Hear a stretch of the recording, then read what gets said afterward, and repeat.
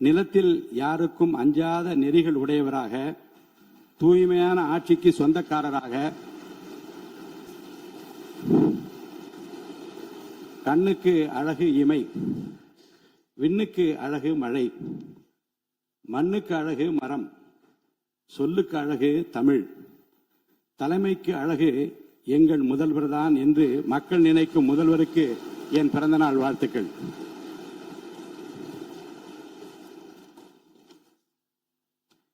திரைத்துறையின் உச்சத்தில் இருந்தபோது தன்னை ஆராதித்த கோடிக்கணக்கான தம்பிகளுக்காக, தமிழக மக்களுக்காக அத்தனை புகழையும் வசதிகளையும் உதறி தள்ளிவிட்டு மக்கள் சேவைக்காக தன்னை முழுமையாக அர்ப்பணித்துக் கொண்டவர் நமது முதலமைச்சர். அரசியல் களத்தில் எதிர்கொண்ட பெரும் சோதனைகளையும் அபாண்டமான அவதூறுகளையும் தனது அசாத்திய பொறுமையாலும் மக்கள் பலத்தாலும் முறியடித்து இன்று வென்று காட்டியவர் நம் முதல்வர். அவருக்கு என் பிறந்தநாள் வாழ்த்துக்கள். பிறருடைய அனுபவங்களை மதித்து கற்றுக்கொள்வதில் நம் முதலமைச்சர் மிகுந்த வல்லவர். வெளியில் உள்ளவர்கள் நினைப்பதை காட்டிலும் தமிழகத்தின் அனைத்து துறைகள் குறித்தும் மக்களின் தேவைகள் குறித்தும் துல்லியமான விவரங்கள் அவருக்கு அச்சு பிசகலாமல் தெரியும். எதனையும் ஆழமாக சிந்தித்து முடிவெடுக்கும் அவரது நிர்வாக திறமை அனைவரையும் வியப்பிலே ஆழ்த்துகிறது. தன் மீதான விமர்சனங்களை தன் செயல்களால் முறியடித்து ஒரு தேர்ந்த ஆளுமையாக தினந்தோறும் அரசை வழிநடத்தும் வித்தகருக்கு, முதல்வருக்கு என் பிறந்தநாள் வாழ்த்துக்கள். தமிழக அரசியலில் புதிய சகாயத்தை படைத்து ஏழைகளின் சிரிப்பில் இறைவனை காணும் மாண்புமிகு முதலமைச்சர் சி. ஜோசப் விஜய் அவர்கள் நல்ல ஆரோக்கியத்தோடும் நீண்ட ஆயுளோடும் வாழ வேண்டும் என்று நம் தமிழகத்தை இந்தியாவின் முதன்மை மாநிலமாக மாற்ற அவர் தொடர்ந்து வழிநடத்த வேண்டும் என்று இறைவனை பிரார்த்தித்து எனது நெஞ்சார்ந்த பிறந்தநாள் வாழ்த்துக்களையும் உங்கள் அனைவர் சார்பிலும் பிறந்தநாள் வாழ்த்துக்களையும் நான் அன்புடன் தெரிவித்துக் கொள்கிறேன்.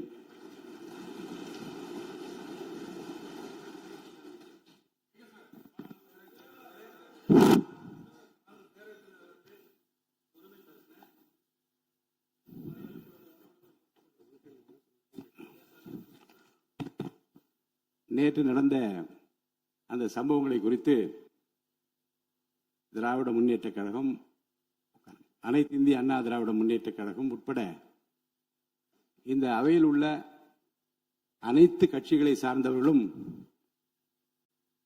தங்களுடைய எண்ணத்தை வெளிப்படுத்தி இருக்கிறார்கள், துயரத்தை வெளிப்படுத்தி இருக்கிறார்கள், ஆறுதலை வெளிப்படுத்தி கடிதம் மூலமாக எங்கள் கருத்துக்களை சொல்ல வேண்டும், இந்த விதியின் கீழ் சொல்ல வேண்டும் என்றும் என்னை கேட்டிருக்கிறார்கள். இப்போது 110 விதியின் கீழ் தொழிலாளர் நலத்துறை அமைச்சர் என்னிடம் அனுமதி கேட்டிருக்கிறார். ஒரு அறிக்கையை படிக்க வேண்டும் என்று அமைச்சருக்கு அனுமதி அளிக்கப்படுகிறது.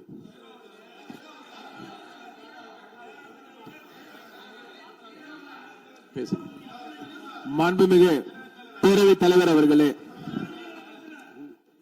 திருவள்ளூர் மாவட்டம் ஊத்துக்கோட்டை வட்டம் பெரியபாளையம் அருகே கன்னியர்பேர் கிராமத்தில் 21/6/2026 அன்று saint Peter and Paul seafood exports private limited registration நீங்க படிங்க என்ற தனியார் கடல் உணவுகளை பதப்படுத்தும் தனியார் தொழிற்சாலையில் ஐஸ் பிளாக்ஸ் ஜெனரேட்டருக்கு செல்லும் பைப்லைன் வால்வில் எதிர்பாராத விதமாக ஏற்பட்ட விபத்தின் காரணமாக உறுப்பினர்கள் அமருங்கள், உறுப்பினர்கள் அமருங்கள், உறுப்பினர்கள் அமருங்கள். நானா சட்ட விதிகள்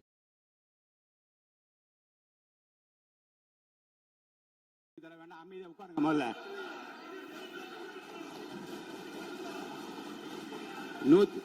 110 விதியின் அரசின் சார்பில் இருங்க, அரசின் சார்பில்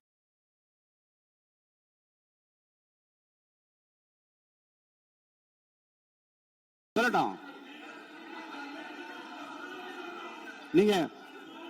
நீங்கள் சொல்ல உட்காருங்க, நான் சொல்றேன், சொல்றேன். நீங்கள் சொல்ல விரும்புகிற கருத்துக்களை இன்றைக்கு ஏறத்தாழ 11 பேர் பேச இருக்கின்றார்கள். நீங்கள் என்ன சொல்ல விரும்புகிற கருத்து இருங்க, அமைச்சர் இப்போது 110 விதியின் கீழ் விளக்கம் அளிப்பார். இந்த விளக்கத்தில் உங்களுக்குள்ள கருத்துக்களை உங்களுடைய கட்சியின் சார்பில் பேச இருக்கின்றார்கள். பேசுகிறப்போ உங்க கருத்தை சொல்ற உரிமை நான் தருகிறேன். இந்த 0 ஹவர் கிடையாது. வினாக்கள் பாருங்க, பிசினஸ் அட்வைசரி கமிட்டியில உட்கார்ந்து பேசுகிற போது வினாக்கள் விடைகள் நேரமும் 0 ஹவர் கிடையாது என்று சொல்லிவிட்டோம். இப்போது இதை பற்றி இந்த கருத்துக்களை நீங்கள் பேசுகிற போது உங்கள் உறுப்பினர் சார்பில் எடுத்து வைக்க நான் அனுமதி அளிக்கிறேன். அப்போது நீங்கள் தாராளமாக பேசலாம். மாண்புமிகு அமைச்சர் பேசுங்க. மாண்புமிகு பேரவைத் தலைவர் அவர்களே, திருவள்ளூர் மாவட்டம் ஊத்துக்கோட்டை வட்டம் பெரியபாளையம் அருகே கன்னியர்பேர் கிராமத்தில் 21/6/2026 அன்று saint Peter and Paul seafood exports private limited company என்ற தனியார் கடல் உணவுகளை பதப்படுத்தும் தனியார் தொழிற்சாலையில் ஐஸ் பிளாக்ஸ் ஜெனரேட்டர் மிஷினுக்கு செல்லும் பைப்லைன் வால்வில் எதிர்பாராத விதமாக ஏற்பட்ட விபத்தின் காரணமாக அமோனிய வாயு கசிவு ஏற்பட்டுள்ளது. இந்த விபத்தின் காரணமாக இதுவரை அங்கு பணியில் இருந்த 74 நபர்கள், 70 பெண்கள், 4 ஆண்கள் பாதிக்கப்பட்டு அரசு தனியார் மருத்துவமனையில் அனுமதிக்கப்பட்டு சிகிச்சை பெற்று உறுப்பினர் அமருங்க. உறுப்பினர் அமருங்க.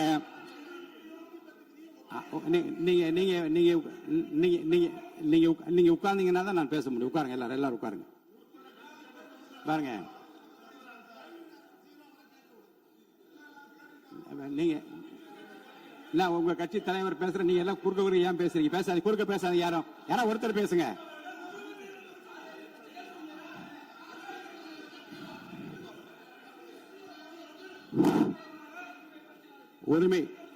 உரிமை மீறல் பிரச்சனை, உரிமை மீறல் பிரச்சனை பற்றியும் நீங்கள் எனக்கு காலையில எனக்கு கொடுத்திருக்கிறீர்கள்.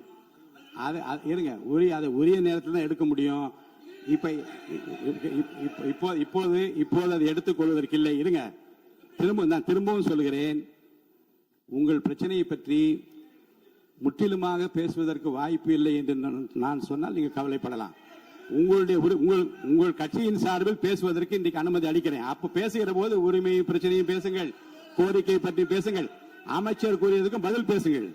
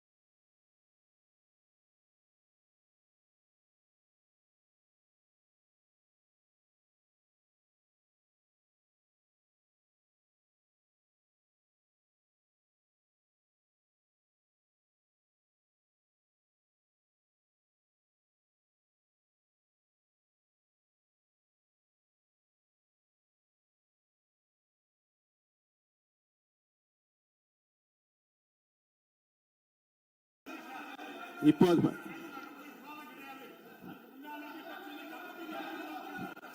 110 விதியின் கீழ் மாண்பு அமைச்சர் இருங்க. 110 விதியின் கீழ் வேறு பிரச்சனை குறித்து அவர் பேசுகிறாரு. நீங்க அதை கேட்டுவிட்டு உங்க பிரச்சனை பற்றி நான் பதில் சொல்றேன். அது வரைக்கும் அமைதியா உட்காருங்க. அப்புறம் முன்னாடி அப்படி நடந்தது இவருங்க உரிமை பிரச்சனை பாருங்க. உரிமை பிரச்சனை நீங்க பதிலுக்கு பதில் பேசியா என்னால பதில் சொல்ல முடியாது. கொஞ்சம் அமைதியா கேளுங்க.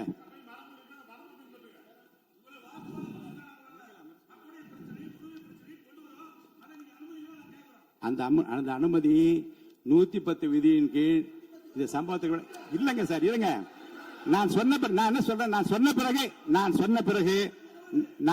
பிறகு மாண்பு அமைச்சர் தான் நீங்க அந்த 110 விதி பேசுவார். நீங்க உட்காருங்க, உரிய நேரத்தை அதை பற்றி அனுப்புங்க.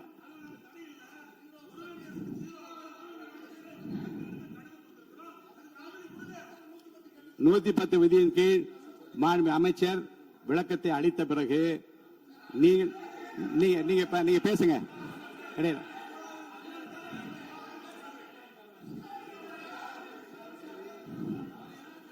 எல்லாம் ஒண்ணுதான்.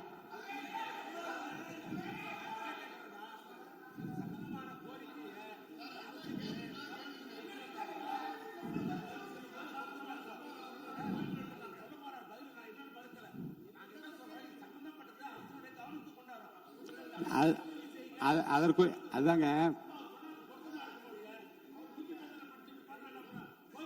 இல்ல 110 மாண்புமிகு உறுப்பினருக்காக சொல்றேன்.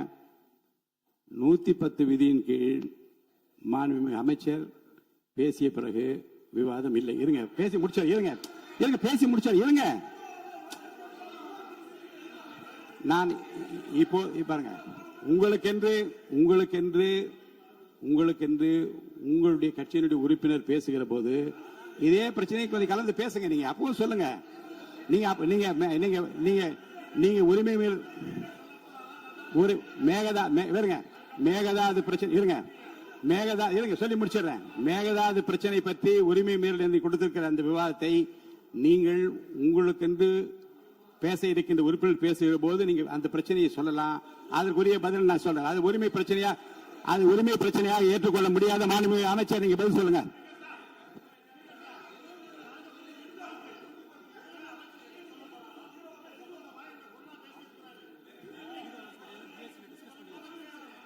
ஏற்கனவே அலுவல் ஆய்வு குழு எடுக்கப்பட்ட முடிவுபடிதான் நடப்பேன். அலுவல் ஆய்வு குழுவுக்கு மீறி நடக்க முடியாது. தயவுசெய்து அமருங்கள். மாண்புமிகு அமைச்சர், நீங்க 110 விதிகள் உங்களுடைய படிங்க. நீங்க மாண்புமிகு பேரவைத் தலைவர் அவர்களே, இவ்விபத்தின் காரணமாக இதுவரை அங்கு பணியில் இருந்து 74 நபர்கள், 70 பெண்கள், 4 ஆண்கள் பாதிக்கப்பட்டு அரசு மற்றும் தனியார் மருத்துவமனைகளில் அனுமதிக்கப்பட்டு சிகிச்சை பெற்று வருகின்றனர். இதில் 15 நபர்கள் அரசு மருத்துவமனையிலும் 27 நபர்கள் தனியார் மருத்துவமனையிலும் தீவிர சிகிச்சை பிரிவில் அனுமதிக்கப்பட்டு தொடர் கண்காணிப்பில் உள்ளனர். 27 நபர்கள் சாதாரண சிகிச்சையில் உள்ளனர். இவ்விபத்தின் துரதிருஷ்டவசமாக 5 பெண்கள் உயிரிழந்து உள்ளனர் என்ற துயரமான செய்தியினை கேட்டு அறிந்து மாண்புமிகு முதலமைச்சர் அவர்கள் மிகவும் வேதனை அடைந்து அவர்களுடைய குடும்பத்தினருக்கு ஆழ்ந்த இரங்கலையும் ஆறுதலையும் தெரிவித்துக் கொள்வதோடு முதலமைச்சரின் பொது நிவாரண நிதியிலிருந்து தலா 2 லட்சம் ரூபாய் உடனடியாக வழங்க உத்தரவிட்டுள்ளார்கள். மேலும் அவர்களின் உடல்களை சொந்த மாநிலத்திற்கு அனுப்பி நல்லடக்கம் செய்வதற்கான செலவினை அரசே மேற்கொள்ளும் எனவும் தெரிவித்துள்ளார்கள். மேலும் இவ்விபத்தின் மருத்துவமனையில் அனுமதிக்கப்பட்டுள்ள நபர்கள் தீவிர சிகிச்சை அளிக்கவும் மாண்புமிகு முதலமைச்சர் அவர்கள் உத்தரவிட்டுள்ளனர். மேலும் இவ்விபத்தில் உயிரிழந்த மற்றும் பாதிப்படைந்த தொழிலாளர்களுக்கு தொழிலாளர் மாநில ஈட்டுறுதி காப்பீடு திட்டம் என்ற முறையில் ESI, PF வருங்கால வைப்பு நிதியை வழங்கிடவும் மாண்புமிகு முதலமைச்சர் அவர்கள் உத்தரவிட்டுள்ளார். இவ்விபத்தின் குறித்து இயக்குனர், தொழிலாளர் பாதுகாப்பு மற்றும் சுகாதாரத்துறை இயக்குனர், பொது சுகாதாரத்துறை மற்றும் தமிழ்நாடு மாசு கட்டுப்பாட்டு உறுப்பினர் செயலாளர் தலைமையில் ஆய்வு மேற்கொள்ளப்பட்டு முதற்கட்ட விசாரணை அறிக்கையின் 24 மணி நேரத்துக்கு உள்ளாகவும் முழுமையான விசாரணை 3 நாட்களுக்கு சமர்ப்பிக்குமாறு மாண்புமிகு முதலமைச்சர் அவர்கள் உத்தரவிட்டுள்ளனர். இனி வரும் காலங்களில் இது போன்ற விபத்துகளை தவிர்க்கும் பொருட்டு ஹசார்டஸ் இண்டஸ்ட்ரிகளை உடனடியாக குழு அமைத்து ஆய்வு செய்யவும் மாண்புமிகு முதலமைச்சர் அவர்கள் உத்தரவிட்டுள்ளனர். அதன் அடிப்படையில் உடனடியாக நடவடிக்கை மேற்கொள்ளப்படும் என மாண்புமிகு பேரவைத் தலைவர் வாயிலாக தெரிவித்துக் கொண்டு மொத்தம் 54,957 தொழிற்சாலை உள்ளன. இதில் தொழிலாளர்கள் 27,65,313 தொழிலாளர்கள் உள்ளனர். இதில் அபாயகரமான தொழிற்சாலைகள் 6,669 உள்ளனர். இனிவரும் காலங்களில் தமிழ்நாடு முழுவதிலும் உள்ள அனைத்து தொழிற்சாலைகளிலும் இதுபோல் நடக்காம இருக்க அனைத்து விதமான நடவடிக்கையும் மேற்கொள்ளப்பட்டு சட்ட ரீதியாக நடவடிக்கை மேற்கொள்ளப்படும் என்பதை பேரவைத் தலைவர் வாயிலாக தெரிவித்துக் கொண்டு விடைபெறுகிறேன். நன்றி. அளிக்கிறேன். கொஞ்சம் அமைதியா உட்கார்ந்தீங்கன்னா அனுமதி இருங்க.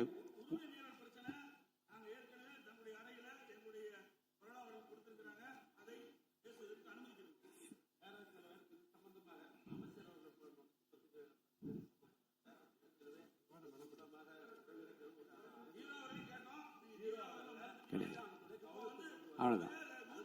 இல்ல இப்போது 110 விதி 110 விதியின் கீழ் மாண்பு அமைச்சர் அறிக்கை படித்த பிறகு விவாதம் கிடையாது. தயவுசெய்து அமருங்கள். நீங்க உறுப்பினர் பேசுற போது பேசுங்க. நீங்க உறுப்பினர் பேசுகிற பாருங்க, உங்களுக்கு விவாதம் இல்லைங்க. நீங்க பாருங்க, அவர் பேசிய பாருங்க, தயவுசெய்து நீங்களே அவர் பேசிய பிறகு அந்த கருத்தை ஒட்டி பேசுவதற்கு உங்களுக்கு வாய்ப்பு இருக்கு. 3 திராவிட முன்னேற்ற கழகத்தை சார்ந்த ஒரு பேச இருக்கீங்க. அப்படியே கருத்துக்கள்லாம் சொல்லுங்க. இப்படி பண்ணுங்க, அப்படி பண்ணுங்க, இதெல்லாம் செய்ய வேண்டும் என்று கேளுங்க. யார் வேண்டாம்னு சொல்ற இப்ப பேச முடியாது. 110 விதியின் கீழ் அறிக்கை படித்த பிறகு விவாதம் கிடையாது. உட்காருங்க. மாண்பு உறுப்பினருக்கான சிலவற்றை நான் வெளியே கேட்கிறேன்.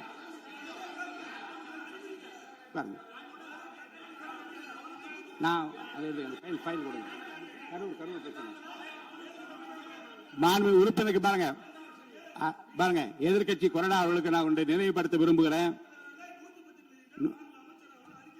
பண்ணிட்டாரு. இந்த 110 விதியின் கீழ் அவர் பேசிய பேச்சுகள் குறித்து எந்த விவாதம் கிடையாது. நீங்க கேட்க உரிமை பிரச்சனை சொல்றேன். உட்காருங்க. நீங்க சொன்ன உட்காருங்க. இல்லைங்க, உரிமை பிரச்சனையை பற்றி பேசுவதற்கு நான் அனுமதி அளிப்பேன். உட்காருங்க. எப்ப தர வேண்டும் என்று எனக்கு தெரியும். தயவுசெய்து உட்காருங்க. நான் தருவேன். உட்காருங்க. அமைதியா உட்காருங்க. மாண்புமிகு உறுப்பினருக்கான குறிப்புரைகள். மாண்புமிகு உறுப்பினர்களுக்கு பேரவை நடவடிக்கை தொடர்பாக சில குறிப்புகளை நான் விரைந்து வழங்க விரும்புகிறேன். மாண்புமிகு உறுப்பினர்கள் தாங்கள் விவாதத்தில் பேசும்போது நீதிமன்ற விசாரணையில் இருக்கும் எப்பொருள் மீதும் தன் கருத்தை சொல்லவோ குறிப்பிடவோ கூடாது. அப்படி சொன்ன காரணத்தினால்தான் மதுரையை சார்ந்த அந்த உறுப்பினர் பேசிய பேச்சுகள் அவை குறிப்பில் நீக்க வேண்டும் என்று கேட்டீர்கள். நான் ஆய்வு செய்தேன். அது அவை குறிப்பில் நீக்கப்பட்டது. மேலும் உறுப்பினர் எவரையும் தனிப்பட்ட முறையில் முறையற்ற வார்த்தைகளால் தாக்கி பேசவும் கூடாது. மேலும் ஆதாரமற்ற குற்றச்சாட்டுகளை கூறி பேரவை நடவடிக்கைகளுக்கு குந்தகம் மற்றும் ஊறு விளைவிக்கும் நோக்கிலும் சர்ச்சை ஏற்படும் வகையிலும் பேசக்கூடாது. சட்டமன்ற பேரவை நடவடிக்கையில் சிறப்பாக அமையவும் பேரவை நேரத்தை மிகவும் பயனுள்ள முறையில் பயன்படுத்திக் கொள்ள ஏதுவாகவும் மாண்பு உறுப்பினர்கள் உரையாற்றும் போது அவ்வப்போது பேரவையின் ஆய்வில் உள்ள மற்றும் விவாதத்திற்கு எடுத்துக்கொண்டுள்ள பொருள் குறித்து சுருக்கமாகவும் தெளிவாகவும் ஷார்ட் அண்ட் ஸ்வீட் ஆக பேசுமாறு கேட்டுக்கொள்கிறேன். மாண்பு உறுப்பினர்கள் தாங்கள் பேசும்போது தொகுதி உள்ள மிகவும் முக்கியத்துவம் வாய்ந்த பிரச்சனைகளை குறித்து தங்களது உரையில் கூறலாம்.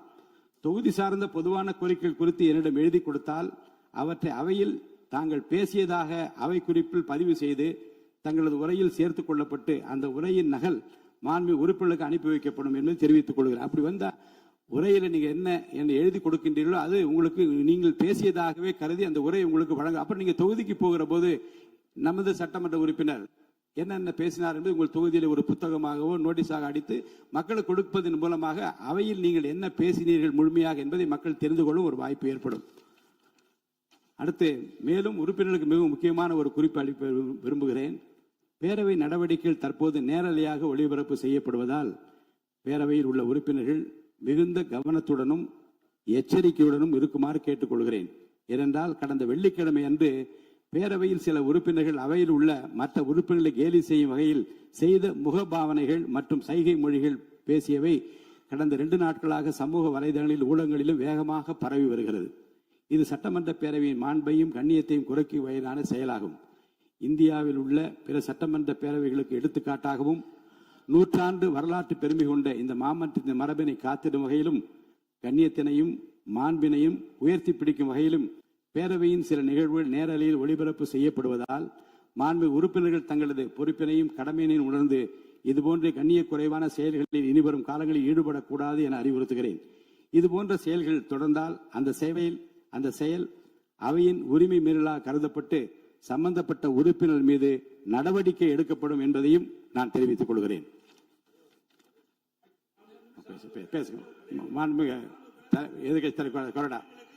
மாண்புமிகு பேரவைத் தலைவர்களை எடுக்கிறேன்னு சொல்லிட்டு எடுக்கல. உட்காருங்க.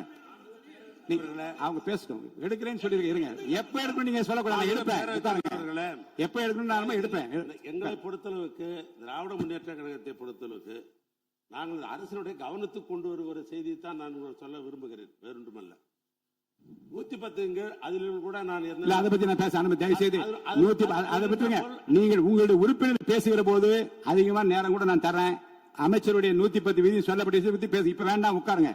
அனுமதிக்க முடியாது. உட்காருங்க. அடுத்து இருங்க.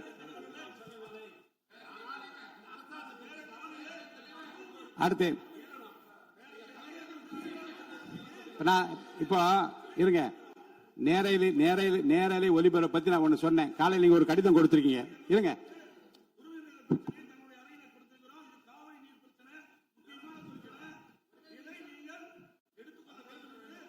எடுத்துக்கிறேன். அவை முடிவதற்குள்ளாக ஒரு வாய்ப்பு உங்களுக்கு தரப்படும். இப்ப நீங்க அமைதியா நீங்க எப்ப இல்லங்க நீங்க கடிதம் பாருங்க. ஜீரோ இல்ல. நீங்க கடிதம்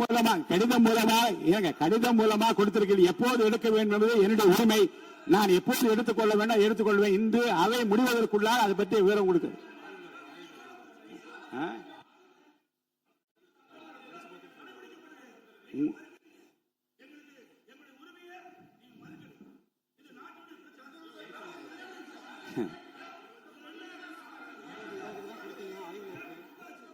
உங்கள் உரிமையை மட்டுமல்ல இருங்க. உங்கள் உரிமையை மட்டுமல்ல, இந்த அவையின் எல்லா உறுப்பினருடைய உரிமையும் தமிழ்நாட்டு மக்களின் உரிமையும் பாதுகாக்கின்ற விதத்திலே தான் இந்த மேகதாது பிரச்சனைக்கு தீர்மானம் கொண்டு வரப்பட்டது. அது குறித்து உரிமையின் பிரச்சனைக்கு உங்களுக்கு வாய்ப்பு அளிப்பேன். நீங்க அமைதியா உட்காருங்க. வாய்ப்பு அளி. இப்ப நீங்க சொல்லாதீங்க. என்ன இப்பவே என்று சொல்லி கட்டாயப்படுத்த உரிமை இல்லை. நான் அளிப்பேன். உரிய நேரத்தில் அளிப்பேன். உட்காருங்க. நீங்க இல்லைங்க. இல்லைங்க. ஜீரோ அவர் கிடையாது. அலுவல் ஆய்வுக்குள்ள ஜீரோ அவர் கொஸ்டின் அவர் கிடையாதுன்னு சொல்லியாச்சு. நீ திரும்ப அதை பேசிக் கொண்டுதான் அனுமதிக்க முடியாது. உரிமை மேல் பிரச்சனை பேசுவது இல்லைங்க. எடுப்பேன். அனுமதிப்பேன். இன்று அவை முடிவதற்குள்ள அனுமதிப்பேன். இப்போதே எடுங்க. நீங்க வெளியே போய் பேசுங்க. எனக்கு ஒன்னும் ஆட்சி முடியாது. வெளியில என்ன அதைத்தான் நான் சொல்லுகிறேன். நீங்கள் சொல்லுகிற நேரத்தை எடுத்துக்கொள்ள முடியாது. அவை முடிவதற்குள்ளாக வாய்ப்பு அளிப்பேன். அவை முடிவதற்குள்ளாக வாய்ப்பு அளிப்பேன். நீங்க பேசுங்க. இப்போது எடுத்துக்கொள்ள முடியாது. சபையின் மற்ற நடவடிக்கைகள் கவனம் செலுத்திக் கொண்டிருக்கிறேன். தயவுசெய்து அவை நடப்பதற்கு அமைதியாக ஒத்துழைப்பு தாருங்கள். அதை செய்து உட்காருங்க.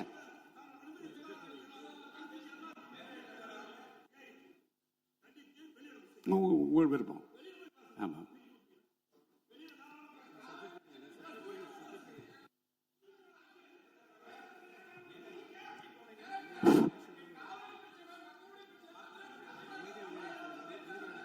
அமைதியா வெளியேறுங்க.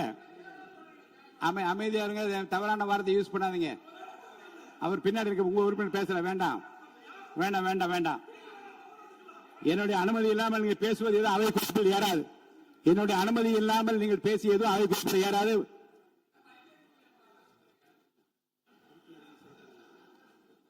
மாண்பு உறுப்பினருக்கு நான் ஒன்று சொல்கிறேன். உரிமை மீறல் பிரச்சனை பற்றி காலையிலே எனக்கு மனு கொடுத்தார்கள். அது ஆய்வில் இருக்கிறது.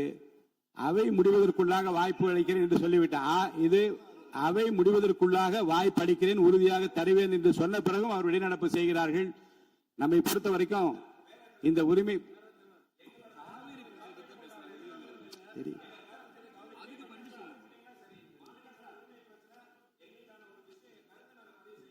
உங்களுக்கு அதேதான் பதில். நீங்க அமைதியா உட்கார்ந்து இந்த பிரச்சனையை பற்றி உங்களுடைய மாமன்ற உறுப்பினர் பேசுகிற போது அதற்குரிய பதிலை மாண்புமிகு முதலமைச்சர் சார்பிலே அளிப்பதற்கு மாண்புமிகு அமைச்சர் அவர்கள் ஏற்கனவே என்னிடம் அப்படி பதில் சொல்ல வேண்டும் என்று கேட்டிருக்கிறார்கள். உரிய நேரத்தில் அவர்கள் பதில் அளிப்பார்கள். நீங்கள் பேசுகிற போது பேசலாம். உட்காருங்க. பாருங்க, பேரவைத் தலைவரே இப்போதே அனுமதி யாரும் கட்டுப்படுத்த முடியாது, அனுமதிக்க முடியாது. அமைதியாக அமருங்கள். முக்கியமான ஒரு குறிப்பை நான் வெளியிட விரும்புகிறேன்.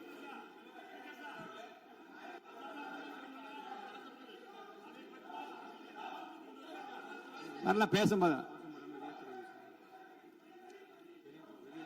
வெளியில கோஷம் போடுகின்றவர்கள் வெளியேற்றுமாறு அவை காவலர்களை கேட்டுக்கொள்ள. வெளியில போய் அவங்க என்ன பேசட்டும். வளாகத்துக்குள்ளே இறங்க குரல் கொடுக்க கூடாது. தயவுசெய்து வெளியே போக சொல்லுங்க. வெளியே அனுப்புமாறு கேட்டுக்கொள்கிறேன். போங்க. உறுப்பினர்களின் சிறப்புரிமைகள் மற்றும் மரபு நெறிமுறை குறித்து முக்கியமான விஷயம் எல்லாருக்காகவும், நம்ம எல்லாருக்காகவும் இதை நான் படிக்கிறேன், நான் உட்பட எல்லாருக்காகவும். உறுப்பினர்களின் சிறப்பு உரிமைகள் மற்றும் மரபு நெறிமுறைகள் குறித்த குறிப்புரைகள். கடந்த 4/6/2026 அன்று வியாழக்கிழமை அன்று திருவிக நகர் சட்டமன்ற தொகுதிக்கு உட்பட்ட பகுதியில் உள்ள ஒரு அரசு பள்ளியில் புதிய கட்டட திறப்பு விழா நிகழ்ச்சியின் போது குத்துவிளக்கு ஏற்றுவது தொடர்பான மரபு நெறிமுறை புரோட்டோகால் மீறப்பட்டதாக திருவிக நகர் சட்டமன்ற தொகுதி பேரவை உறுப்பினர் திருமதி மோ ரா பல்லவி அவர்கள் ஒரு மனுவினை என்னிடம் அளித்தார். அந்த மனுவினை நான் நன்கு படித்து பார்த்து ஆய்வு செய்தேன். அது குறித்த சில கருத்துக்களையும் அறிவுறுத்தல்களையும் நான் இங்கு குறிப்பிட விரும்புகிறேன். சட்டமன்ற பேரவைக்கென உள்ள கண்ணியத்தினையும் மாண்புகளையும் மற்றும் சட்டமன்ற பேரவை உறுப்பினர்களுக்கென உள்ள சிறப்பு உரிமைகளையும் மரபு நெறிமுறைகளையும் புரோட்டோகால் காப்பது செயல்படுத்துவதும் சட்டமன்ற பேரவை தலைவராக எனது பொறுப்பும் மற்றும் கடமையும் ஆகும். அரசால் வெளியிட்டுள்ள மரபு நெறிமுறைகளின்படி புரோட்டோகால் அரசமைப்பு தலைவர்கள் முதல் முக்கிய பிரமுகர்கள் வரை உள்ள ஒவ்வொருவரின் நிலைக்கு ஏற்ப முன்னுரிமை வரிசை முறை வாரண்ட் ஆஃப் பிரசிடென்ஸ் அமைக்கப்பட்டுள்ளது. இந்த முன்னுரிமை வரிசைப்படி மாண்புமிகு சட்டமன்ற உறுப்பினர்களும் அரசு துறை உயர் அலுவலர்களும் தங்கள் கடமைகளையும் பொறுப்புகளையும் மற்றும் அதிகாரத்தையும் நன்கு உணர்ந்து அதற்கு ஏற்றவாறு செயல்பட வேண்டும் என கேட்டுக்கொள்கிறேன். திருவிக நகர் தொகுதியில் அந்த பள்ளி கட்ட திறப்பு விழா நிகழ்ச்சி நடைபெற்ற நிகழ்வு மரபு நெறிமுறை குறித்த புரிதல் இல்லாமல் தெரிந்தோ தெரியாமலோ அல்லது அறிந்தோ அறியாமலோ நடந்த அந்த நிகழ்வு இனி வரும் காலங்களில் தொடராது என நம்புகிறேன். அதனால் அந்த மனுவின் மீது மேல் நடவடிக்கை தேவையில்லை என கருதுகிறேன். உரிமை மீறல் குழுவுக்கு அனுப்புவதோ வேறு வகையிலோ நடவடிக்கை எடுப்பதோ தேவையில்லை என்று கருதுகிறேன். மேலும் ஒவ்வொரு மாவட்டத்திலும் உள்ள ஊராட்சி, பேரூராட்சி, நகராட்சி மற்றும் மாநகராட்சி உள்ளிட்ட அனைத்து உள்ளாட்சி அமைப்புகளிலும் மற்றும் மாவட்டத்தில் நடைபெறும் அனைத்து அரசு நிகழ்வுகளிலும் மரபு நெறிமுறைப்படி அந்த தொகுதியை சார்ந்த சட்டமன்ற உறுப்பினர்களுக்கு முறையாக அழைப்பு விடுக்கப்பட்டு சட்டமன்ற உறுப்பினர்களின் சிறப்புரிமைகள் மற்றும் மரபு நெறிமுறைகளை கடைபிடிக்க நகராட்சி மற்றும் மாநகராட்சி ஆணையர் உள்ளிட்ட அனைத்து உள்ளாட்சி அமைப்புகளை சார்ந்த அலுவலர்களுக்கும் அனைத்து மாவட்ட ஆட்சித் தலைவர்களுக்கும் உரிய அறிவுறுத்தல்களை வழங்குமாறு மதிப்புக்குரிய அரசு தலைமைச் செயலாளர் அவர்களுக்கு உத்தரவிடுகிறேன். மேலும் இந்த முன்னுரிமை வரிசை வாரண்ட் ஆஃப் பிரசிடென்ஸ் தொடர்பான தமிழக அரசின் அரசாணை நகல் சட்டமன்ற உறுப்பினர் மேசையில் வைக்கப்பட்டுள்ள சிறு கணினியில் நாளை பதிவேற்றம் செய்யப்படுவதுடன் அனைத்து உறுப்பினர்கள் மின்னஞ்சல் முகவரிக்கும் இன்று அனுப்பி வைக்கப்படும் என்பதையும் தெரிவித்துக் கொள்கிறேன். ஆளுநர் பேரவைக்கு நன்றி தெரிவிக்கும் தீர்மானத்தை விவாதத்தை தொடங்கி வைப்போர் மாண்பு உறுப்பினர் திரு எஸ் காமராஜ் அவர்கள். இன்று 11வது மாமன்ற உறுப்பினர் இன்று 11 உறுப்பினர் பேச இருக்கின்றார்கள். இந்த மாண்பு எதிர்க்கட்சி தலைவர்கள் பேசவிருப்பதால் இன்று உட்காருங்க உட்காருங்க. நீங்கள் பேசுகிற போது பாருங்க, இதே பதில் தான் பாருங்க. அவர்களுக்கு சொன்ன பதில்தான் உங்களுக்கும். இந்த பிரச்சனையில் பாருங்க, இந்த பிரச்சனையில் உங்கள் கருத்துக்களை நீங்கள் பேசுகிற போது ஏற்புடைய வகையில் நீங்க குறுக்க பேசுறீங்களா? பாருங்க உட்காருங்க உட்காருங்க உட்காருங்க உட்காருங்கன்னு சொல்றேன். இப்பதான் சொன்ன மரபு என்ன? உட்காருங்க மான் உறுப்பினர் உட்காருங்க உட்காருங்க. நீங்க உட்காருங்க.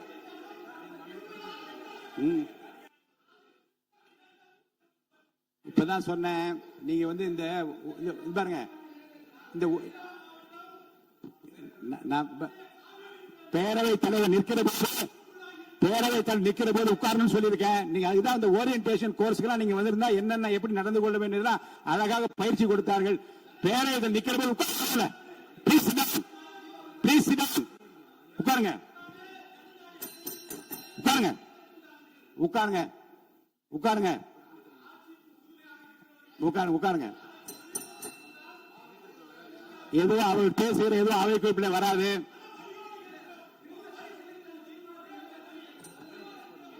தீர்மானத்தை ஒட்டி பாருங்க, அரசால் முன்மொழியப்பட்ட அந்த தீர்மானத்தை பற்றி பேச அனுமதிப்பதா இல்லையா என்பதை பற்றி முடிவு ஆய்வில் உள்ளது. ஏற்கனவே கடிதம் கொடுத்திருக்கிறீர்கள். உட்காருங்க, அமைதியா உட்காருங்க. இப்போது பேச அனுமதி இல்லை. தொடர்ந்து நீங்கள் வற்புறுத்தீர்களானால் முடியாது என்ற பதிலை தவிர வேறு பதில் இல்லை. அமைதியா உட்காருங்க உட்காருங்க ப்ளீஸ்.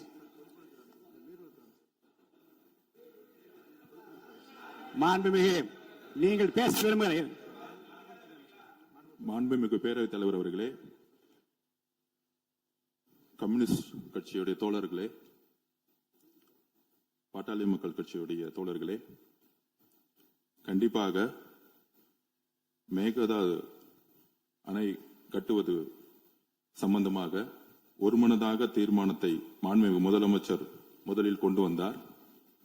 அதில் திராவிட முன்னேற்ற கழகம் கடந்த மார்ச் மாசத்தில் ஒரு முடிவை எடுத்தது.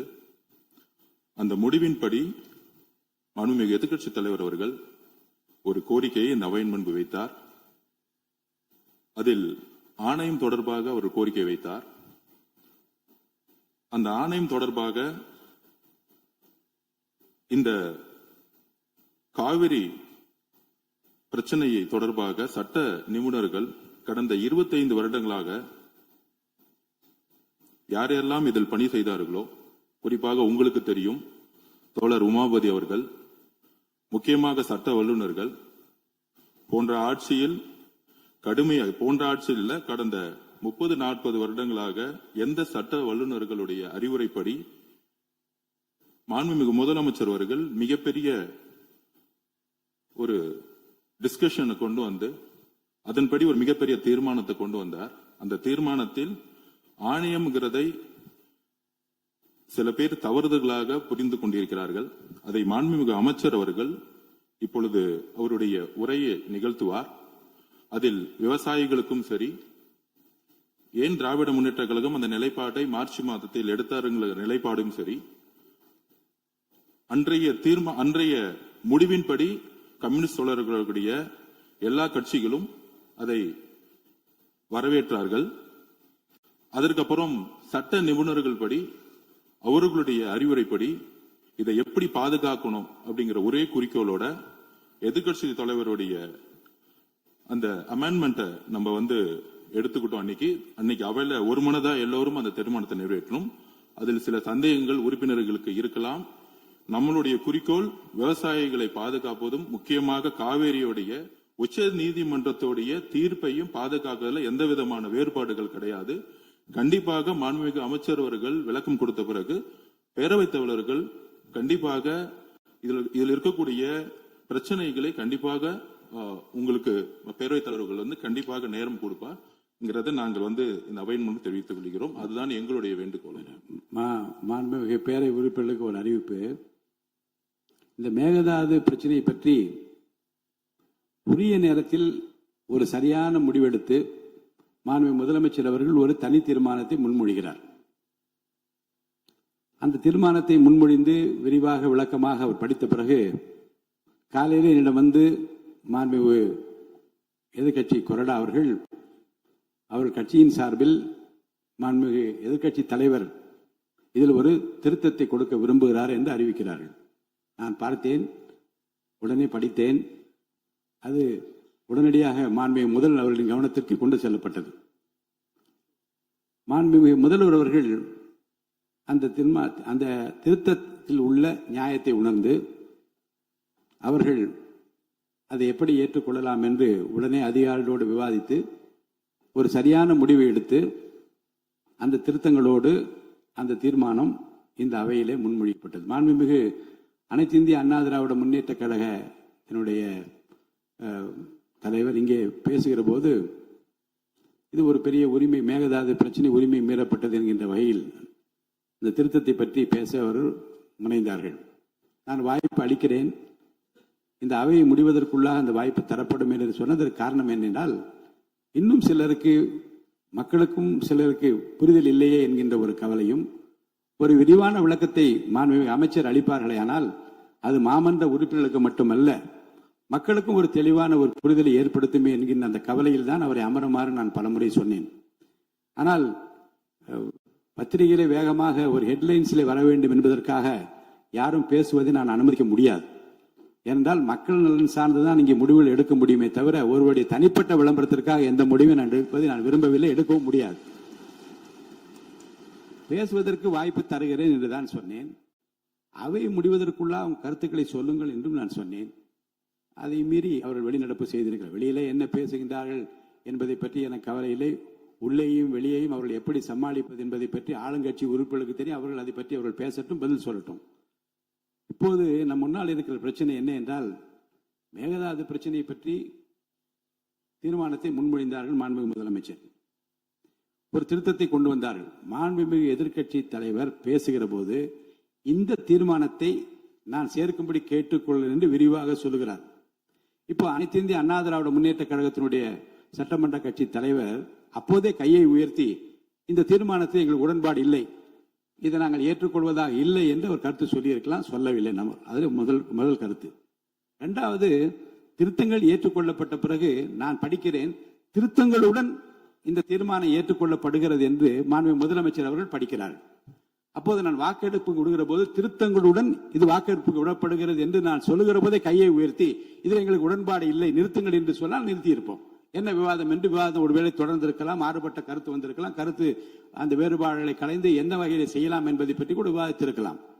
இப்போது நம் முன்னாலே உள்ள பிரச்சனை, மாண்புமிகு முதலமைச்சர் ஏகமனதாக தமிழ்நாட்டில் மக்கள் விரும்புகிற, மக்கள் ஏற்றுக்கொள்கிற, நம்முடைய உரிமையை பாதுகாக்கிற ஒரு தீர்மானத்தை கொண்டு வந்து ஏகமனதாக எல்லோரும் ஒன்று சேர்ந்து எல்லா கட்சிகளை சேர்ந்தவர்கள் நமக்காக நிற்கின்றார்கள் என்று மக்கள் நம்புகிற ஒரு பிரச்சனையில் இதை போல் ஒரு உரிமை பிரச்சனை என்ற வேறு பிரச்சனைகளை திசை திருப்ப முயற்சிப்பதும் அதை பற்றி பேசுவதும் உகந்ததல்ல. அதை நான் ஏற்றுக்கொள்ள முடியாது என்பதை நான் தெரிவித்துக் கொள்கிறேன்.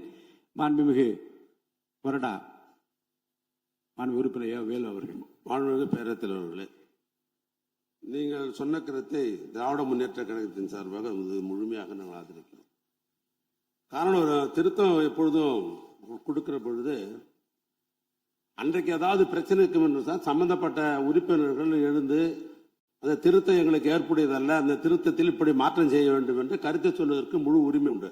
அன்றைய தேதியில் அன்னைக்கு பிசினஸ் முடிஞ்சிடுது. அன்னைக்கு இன்னொன்று கூட அவர் கேட்கலாம், நீங்கள் திருத்தம் கொடுத்தீங்களே, முதலமைச்சர் அவர்கள் இந்த திருத்தத்தை ஏற்றுக்கொண்டு தீர்மானத்தை நிறைவேற்றுகிறார், எங்களுக்கு விளக்கமாக சொல்லுங்கள் கூட கேட்கலாம். அப்படியே யாரும் கேட்கல. ஏன்னா இந்த திருத்தம் எங்களுடைய கழகத்தினுடைய தலைவர் அவர்கள் இன்னும் குறிப்பாக சொல்ல வேண்டும் என்று சொன்னால், வீரேந்திர பட்டேல் முதலமைச்சராக இருந்த பொழுது அன்றைய தினம் பொதுப்பணித்துறை அமைச்சராக எங்களுடைய நெஞ்சமெல்லாம் இருந்திருக்கிற அன்பு தலைவர் கலைஞர் அவர்கள் பொதுப்பணித்துறை அமைச்சராக இருந்தார். அண்ணா அப்பொழுது முதலமைச்சர். அன்றையிலிருந்து இந்த காவிரி பிரச்சனை அன்றையிலிருந்து இது தொடர்ந்து பல்வேறு வகையில பல சட்ட போராட்டங்கள்லாம் நடைபெற்று அதற்கு பின்னால் உயர் நீதிமன்றத்திற்கு போய், உச்ச நீதிமன்றத்திற்கு போய், அப்புறம் ட்ரிபுனல் வந்து இப்ப அத்தாரிட்டி இருக்கிறது. இதற்கு பெரிய நெடும் இதற்கு பல்வேறு வகையில சட்ட போராட்டம் நடத்தி இருக்கிறோம். இது முழுமையாக திராவிட முன்னேற்ற கழகத்துக்கு தெரியும். ஆனால் புதிதாக பொறுப்பேற்றிருக்கிற அரசாங்கம் இதில் வெற்றி பெற வேண்டும் என்று அவர்கள் கருதுகிறார்கள். எனவே நாமும் அதற்கு உறுதுணையாக இருக்க வேண்டும் என்று சொன்னால், இது தமிழக விவசாயிகளுடைய பிரச்சனை, காவிரி டெல்டா பிரச்சனை, இதில் அரசியலே கூடாது, இதில் முழுமையாக ஒத்துழைக்க வேண்டும் என்ற உணர்வோடு தான் இந்த பிரச்சனை வருகிறது என்ற உடனேயே வில்சன் மூத்த வழக்கறிஞர் அழைத்து டெல்லிக்கு அங்கே இருக்கிற சம்பந்தப்பட்ட வழக்கறிஞரிடத்தெல்லாம் இரவோடு இரவாக பேசி இதற்கு இப்படி திருத்தம் கொண்டு வந்தால்தான் இது முழுமை பெறும், பிற்காலத்திலே உரிமையாக அந்த மேகதாது அணையை கட்டுவதற்கு நிறுத்த முடியும் என்ற நிலை ஏற்பட்ட பிறகுதான் எங்களுடைய எதிர்க்கட்சி தலைவர்கள் இந்த திருத்தத்தை கொண்டு வந்தார்கள். முதலமைச்சர் அவர்களும் அதை படித்து பார்த்து பெருந்தன்மையோடு இதை இணைத்து ஒன்றாக போராடுவோம் என்ற நிலையில் தான் இன்றைக்கு அந்த தீர்மானத்தை நிறைவேற்றிருக்கிறார். அதற்காக திராவிட முன்னேற்ற கழகத்தின் சார்பாக அவருக்கு எங்களுடைய பாராட்டுதலையும் நன்றி அந்த நேரத்தில் தெரிவித்துக் கொள்கிறோம். அதில் ஒன்றும் மாற்று கருத்தும் அல்ல. 110 நாங்கள் எதுவும் சொல்லல. தமிழ்நாட்டு முதலமைச்சர் அந்த இறந்த குடும்பங்களுக்கு 10 லட்சம் ரூபாய் கொடுக்கலாம் என்று ஒரு கருத்தை சொல்லி இருக்கிறார். அதை நீங்கள் ஏற்றுக்கொள்ள வேண்டும் என்று நான் கேட்டுக்கொள்ள விரும்புகிறேன். ஏற்கனவே ஒரு மானிட்டரிங் கமிட்டி இருக்கிறது லேபர் சைட்ல, விழிப்புணர்வு உருவாக்க வேண்டும் என்று அவரே ஒரு புள்ளிவரம் படித்தார். 27,000 தொழிலாளர்கள் ஈடுபடுகிறார் என்று இருக்கிறார் என்று சொன்னாரு. எனவே இந்த 27,000 தொழிலாளர்களுக்கும் முதலாளிகளுக்கும் ஒரு விழிப்புணர்வு உருவாக்குவதன் மூலமாகத்தான் இது கட்டுப்படுத்த முடியும். ஏன்னா ஒரு அரசாங்கம் எல்லா இடத்திலையும் தனியார் இடத்திலாம் போய் பார்க்க முடியாது. விழிப்புணர்வு உருவாக்க வேண்டும். எங்களுடைய கழகத் தலைவர் சொன்னதை போல அந்த குடும்பங்களுக்கெல்லாம் 10 லட்சம் ரூபாய் பணமும் தர வேண்டும் என்று கேட்டுக்கொண்டு, நாங்க ஜீரோ அவர்ல கேட்கல. நம்ம மீண்டும் பெரும் சொல்றேன், ஜீரோ இல்ல அவர் இல்லை என்று ஏற்கனவே நாம் அலுவலக முடிவு செய்து விட்டோம். அப்படி வரல. சில நேரங்களில் தமிழ்நாட்டில் நாம் எதிர்பாராத விபத்துகள் நடந்துவிடும். நம்ம யாருமே எதிர்பார்க்க மாட்டோம், ஆனா நடந்துரும். அது அரசாங்கத்துக்கு கவனத்துக்கு கொண்டு வரணும். அது கவன ஈர்ப்பு தீர்மானம். நான் உங்ககிட்ட கொடுத்த விட கவன ஈர்ப்பு தீர்மானம் தான். அந்த கவனஈர்ப்பு தீர்மானத்தில் அனுமதித்தா நம்ம கொஞ்சம் விவரமா சொல்லியிருப்போம். நான் அதனால தான் சொல்றேன், அது வேற ஒன்றும் அல்ல, குற்றச்சாட்டு அல்ல. நான் மீண்டும் சொல்லுகிறேன், குற்றச்சாட்டு அல்ல. அரசாங்கம் கவனத்துக்கு கொண்டு வருகிறோம். எங்களுடைய கழகத்தலைவர் கேட்டதை போல அந்த குடும்பத்திற்கு 10 லட்சம் ரூபாய் பணம் முதலமைச்சர் அவர்கள் தர வேண்டும். மீண்டும் சொல்லுகிறேன், எங்களுடைய தலைவர், எங்களுடைய சட்டமன்ற உறுப்பினர் அத்தனை பேரும் சார்பாக மாண்புமிகு முதலமைச்சர் இன்றைக்கு பிறந்த நாள் விழா, அவருக்கு எங்களுடைய திமுக சார்பாக முதல்ல நல்வாழ்த்துக்களை தெரிவித்துக்கிற அதே நேரத்தில் இந்த தொழிலாளர் குடும்பங்களுக்கெல்லாம் பாதிக்கப்பட்ட குடும்பங்களுக்கு ஒரு 5 லட்சம் ரூபாயும், இறந்த குடும்பங்களுக்கு 10 லட்சம் ரூபாய் பணமும் முதலமைச்சர் அறிவிக்க வேண்டும் என்று திராவிட முன்னேற்ற கழகத்தின் சார்பாக மாண்பு உறுப்பினர் வந்து இந்த 55 விதியின் கீழ் சொன்ன என்ன சொல்றேன், இந்த விதி அந்த விதி என்று இல்லாமல் நீங்கள் சொல்லுகிற இந்த கருத்தை எப்போது வேணும், காலையில் வந்தவுடனே இந்த 55 விதியின் கீழே கவன ஈர்ப்பு தீர்மானம் கொடுக்கிறேன் என்று அவசரப்படுத்தாமல் இதே இப்ப பாருங்க, இப்ப நீங்க பேசுனீங்க, உங்களுக்கு நேரம் கொடுக்கப்பட்டது, அந்த நேரத்தில் பயன்படுத்தி அதை உங்கள் கோரிக்கையை வைத்தீர்கள். இப்படி உங்களுக்கு என்று வாய்ப்பு தருகிற போது அந்த பிரச்சனையை சொல்லுங்கள், தகுந்த விதத்திலே பதில் சொல்வா என்றுதான் நான் காலையிலிருந்து சொல்லிக் கொண்டிருக்கிறேன். அடுத்து நீங்க உறுப்பினர் நீங்க பேச முடியும், இருங்க நான் கேட்டுருங்க. உங்களுடைய உறுப்பினருக்கு பேச வாய்ப்பு இருக்கிறது, பேசுகிற போதுதான் பேச முடியுமே தவிர இந்த பிரச்சனை குறித்து விவாதத்துக்கு இடமில்லை. மாண்புமிகு அமைச்சர் என் ஊரக வளர்ச்சித்துறை மற்றும் நீர்வளத்துறை அமைச்சர் அவர்கள் விளக்கம் அளிப்பார்கள்.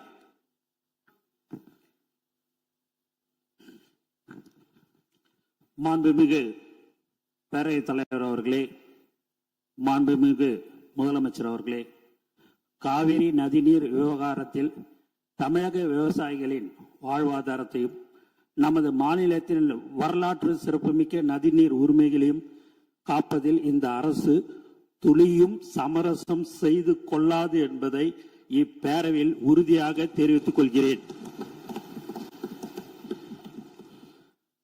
கர்நாடகாவின் தற்போதைய முதலமைச்சர் அவர்கள் மேகதாது பிரச்சனையை சமீபத்தில் எழுப்பிய உடனேயே மாண்புமிகு தமிழக முதலமைச்சர் அவர்கள் 25/5/2026 அன்று அரசு தலைமை வழக்கறிஞர், உச்ச நீதிமன்ற மூத்த வழக்கறிஞர் மற்றும் உயர் அதிகாரிகளுடன் ஆலோசித்து இப்பிரச்சனையை குறித்து எடுக்க வேண்டிய நடவடிக்கைகளை பற்றி அறிவுறுத்தினார்கள்.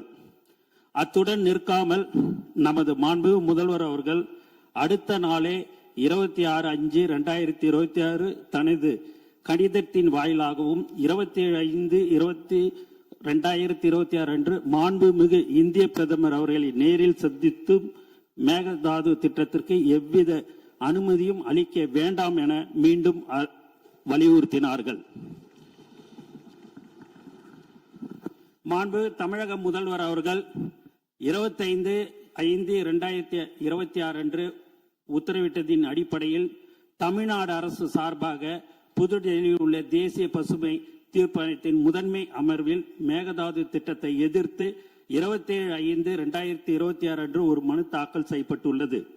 இந்த சூழலில் மாண்பு தமிழக முதல்வர் அவர்கள் 18/6/2026 அன்று அமைச்சர்கள், சட்ட வல்லுநர்கள் மற்றும் காவேரி தொழில்நுட்ப குழு மற்றும் பன்மாநில நதிநீர் பிரிவினை தலைவர் ஆகியோருடன் ஆலோசித்த பின்னர் மேகதாது திட்டத்தை எதிர்த்த ஒரு தீர்மானத்தை முன்மொழியலாம் எனவும் அதற்கு அனைத்து சட்டமன்ற உறுப்பினர்களின் ஒருமித்த ஆதரவை கோரலாம் எனவும் முடிவெடுத்தார்கள்.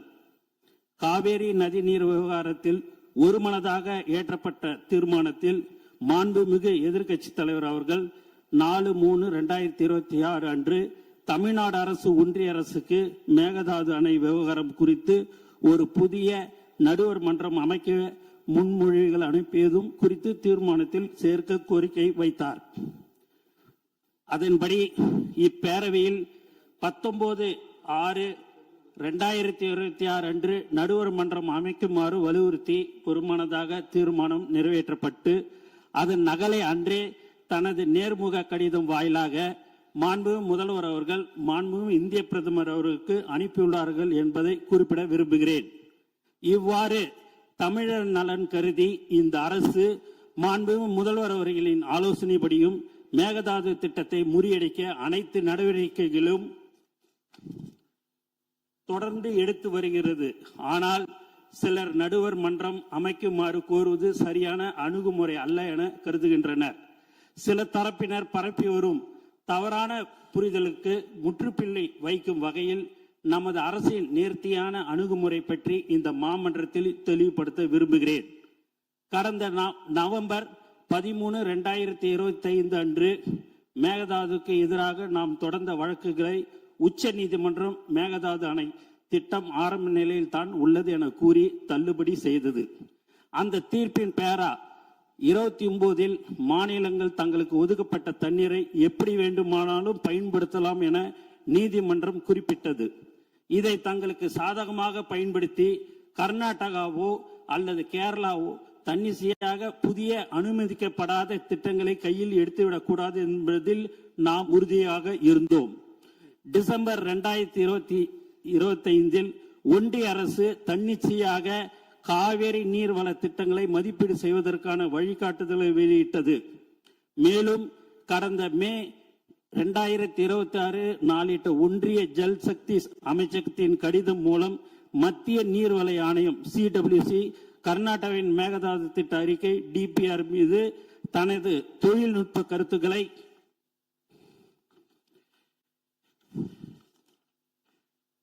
வழங்கி அடுத்த கட்ட நகர்வுக்கு காத்திருப்பது அம்பலமாகி உள்ளது. இருப்பினும் இந்த வழிகாட்டுதல்களை கடுமையாக எதிர்த்தும் தமிழ்நாடு அரசு 9/6/2026 அன்று ஒரு கடிதம் எழுதியுள்ளது. இந்த சூழ்நிலையின் தீர்வை கருத்தில் கொண்டு ஏற்கனவே குறிப்பிட்டவாறு நமது மாண்புமிகு முதலமைச்சர் அவர்கள் அண்மையில் 27/5/2026 மாண்புமிகு இந்திய பிரதமர் அவர்களை நேரில் சந்தித்து மேகதாது அணை விவகாரம் குறித்த தமிழ்நாட்டின் நியாயமான கவலைகளை குறிப்பிட்டு கோரிக்கை மனு சமர்ப்பித்துள்ளார்கள். தமிழ்நாட்டின் ஒப்புதல் இல்லாமலும் நடுவர் மன்ற தீர்ப்புக்கு முரணாகவும் மேகதாது பகுதியில் எந்த ஒரு கட்டுமான பணிகளும் அனுமதிக்க கூடாது என்று அக்கோரிக்கையில் மிகவும் வலியுறுத்தி கேட்டுக் கொள்ளப்பட்டுள்ளது. 2018 உச்ச நீதிமன்ற தீர்ப்பின் மூலம் தமிழ்நாட்டிற்கு உறுதி செய்யப்பட்ட 50% நம்பகத்தன்மை கொண்ட 740 TMC தண்ணீர் பங்கீட்டை எந்த ஒரு புதிய நடுவர் மன்றமும் மாற்ற முடியாது. எனவே கர்நாடகா தமிழ்நாட்டிற்கு அளிக்க வேண்டிய 176.25 TMCயில் எந்த மாற்றமும் ஏற்படாது. 177.25 TMCயில் எந்த மாற்றமும் ஏற்படாது. 1956 ஆண்டு நதிநீர் தாவா சட்டத்தின் பிரிவு 4(1) படி ஏற்கனவே தீர்க்கப்பட்ட பிரச்சனையை மீண்டும் திறக்க சட்டத்தில் இடமில்லை. 2018 தீர்ப்பில் உபரி நீர் சர்ப்ளஸ் வாட்டர் குறித்து துல்லியமாக கணக்கிடப்படவில்லை. இதனை பயன்படுத்தி கர்நாடகா உச்ச நீதிமன்றத்தில் ஏற்கனவே ஒரு அசல் வழக்கை தொடர்ந்தது. 1956 நதிநீர் தாவா சட்டத்தின்படி இத்தகைய புதிய நதிநீர் பிரச்சனையை ஒரு நடுவர் மன்றத்தால் மட்டுமே தீர்க்க முடியும் என்பது உச்ச நீதிமன்றத்தில் நமது வாதமாகும். காவேரி மேலாண்மை ஆணையம் CWMA கர்நாடகாவின் விரிவான திட்ட அறிக்கையை DPR நிராகரித்து விட்டது என்று கூறுவது முற்றிலும் தவறானது. காவேரி மேலாண்மை ஆணையம் CWMA கர்நாடகாவின் விரிவான திட்ட அறிக்கையை DPR நிராகரிக்கவில்லை. மாறாக எவ்வித கருத்தும் கூறாமல் மத்திய நீர்வள ஆணையத்திடமே CWC திருப்பி அனுப்பியுள்ளது. எனவே ஆபத்து இன்னும் நீங்கவில்லை.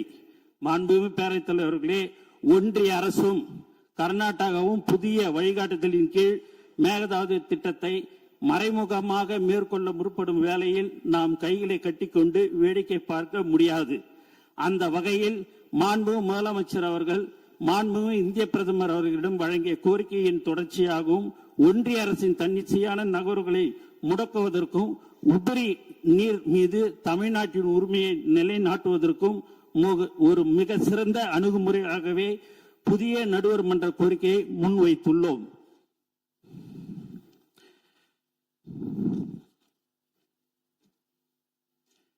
புதிய நடுவர் மன்றம் அமைவதால் தமிழ்நாட்டிற்கு எந்தவித பாதிப்பும் ஏற்படாது என்பதை இப்பேரவைக்கு மிக உறுதியுடன் தெரிவித்துக் கொள்கிறேன். நன்றி, வணக்கம். மாண்புமிகு நோ கிளாரிபிகேஷன். மாண்புமிகு அமைச்சர் அவர்கள் பேசுகிற போது 117.25 என்று சொன்னால் 117.25 என்று எடுத்துக்கொள்ள வேண்டும். 25க்கு பதிலாக 177.25 என்று சொல்ல வேண்டும். 25 அது அப்படி எடுத்துக்கொள்ளலாம். மாண்புமிகு அமைச்சருடைய விளக்கத்தை மாமன்ற உறுப்பினரும் நாடும் கேட்டது. உட்காருங்க, தயவுசெய்து உட்காருங்க. இடையில நான் அனுமதிக்க முடியாது. தயவுசெய்து உட்காருங்க, தயவுசெய்து உட்காருங்க, அமைதியை உட்காருங்க.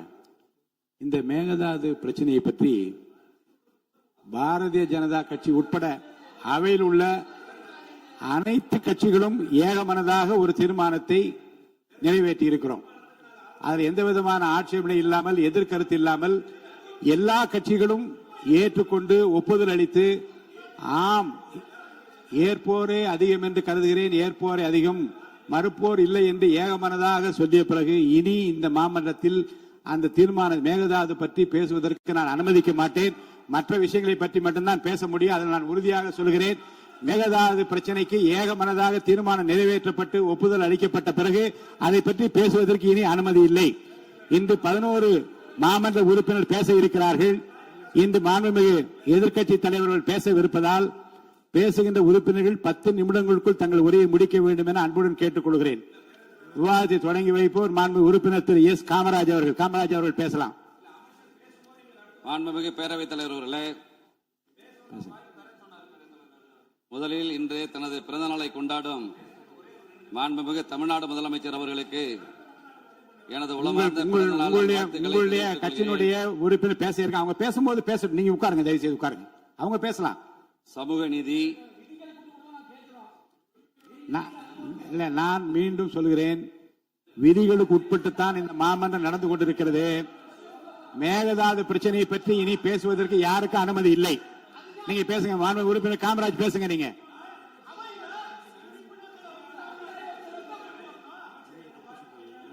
யாருக்கு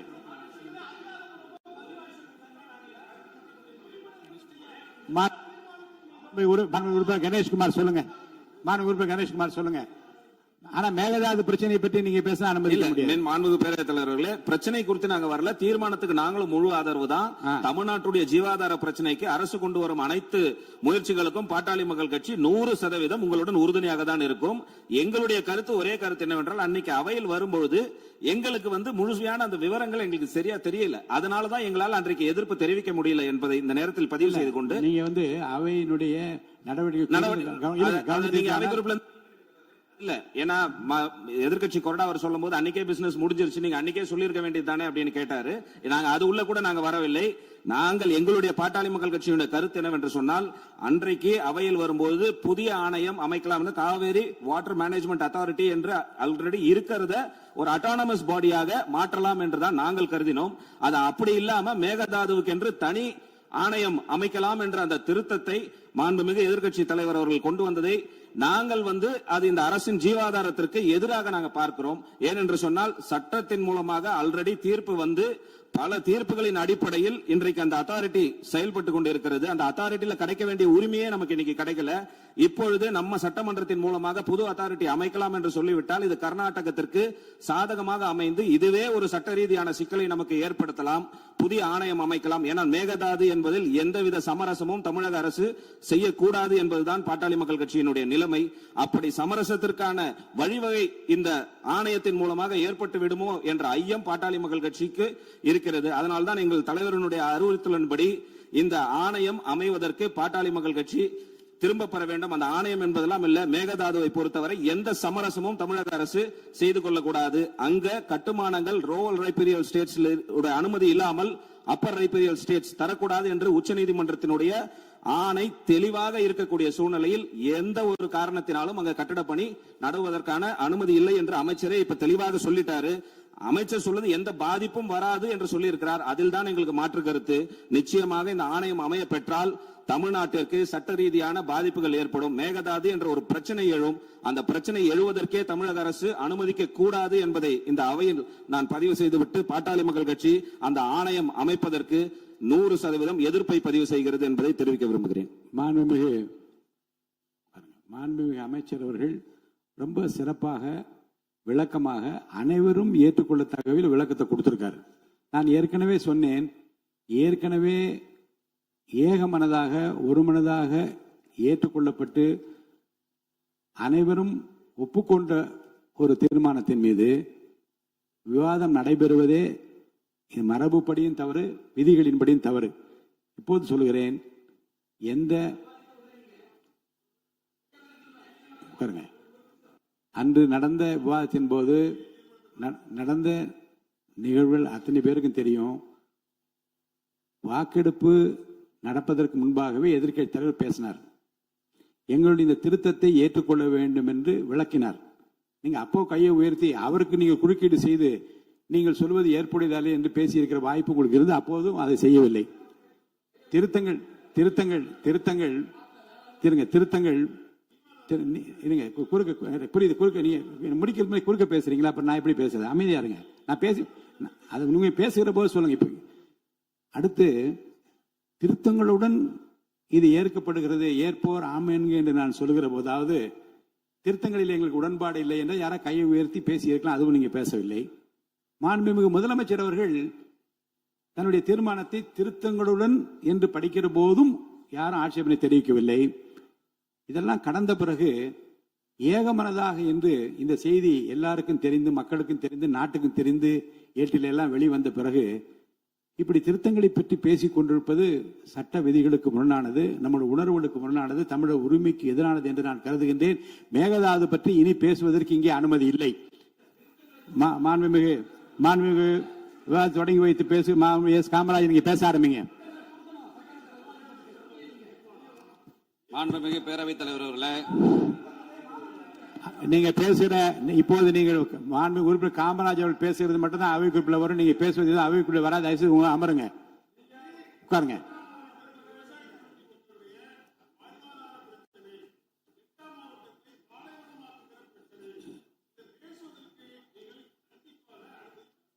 மேகதாது பற்றி பேசுவதற்கான தீர்மானம் நிறைவேற்றப்பட்ட பிறகு தீர்மானத்தை ஒட்டி இங்கே பேசுவதற்கு அனுமதி இல்லை. பேசுங்க. மாண்புமிகு பேரவைத் தலைவர் அவர்களே, மாண்புமிகு உறுப்பினர் அவர்களுக்கு கொடுக்கப்பட்ட அவர்கள் எதுவும் சொல்லுங்க. ரூல் 104 தெளிவா சொல்லிருக்கு, நோட்டீஸ் சர்வ் பண்ணணும். எங்களுக்கு எல்லாம் அந்த நோட்டீஸ் வரல. அததான் நாங்க சொல்ல வந்த மொழியா ப்ராப்பரா எதிர்கட்சி தலைவர் கொடுக்க சமயம் முதலமைச்சரை பெற்றுக்கொள்வதற்கு முன்னால பேரவையினுடைய அத்தனை உறுப்பினர்களுக்கும் விதி 104 படி எல்லாருக்கும் அது சர்க்குலர் பண்ணணும். அதான் என்னுடைய கருத்து. மீண்டும் அந்த தவறு நடக்கக்கூடாது என்பதை பேரவை வாயிலாக கேட்டுக்கொள்ள தலைவர் வாயிலாக கேட்டுக்கொள்கிறேன். இப்போது நடந்ததிலும் சட்ட விதிகள் நான் படித்து பார்த்தேன், ஆய்வு செய்தேன். இப்போது இப்படிப்பட்ட நடைமுறை ஏற்கனவே பின்பற்றப்பட்டிருக்கிறது. இந்த நடைமுறை எந்த தவறும் இல்லை. மாண்பு உறுப்பினர் காமராஜ் அவர்கள்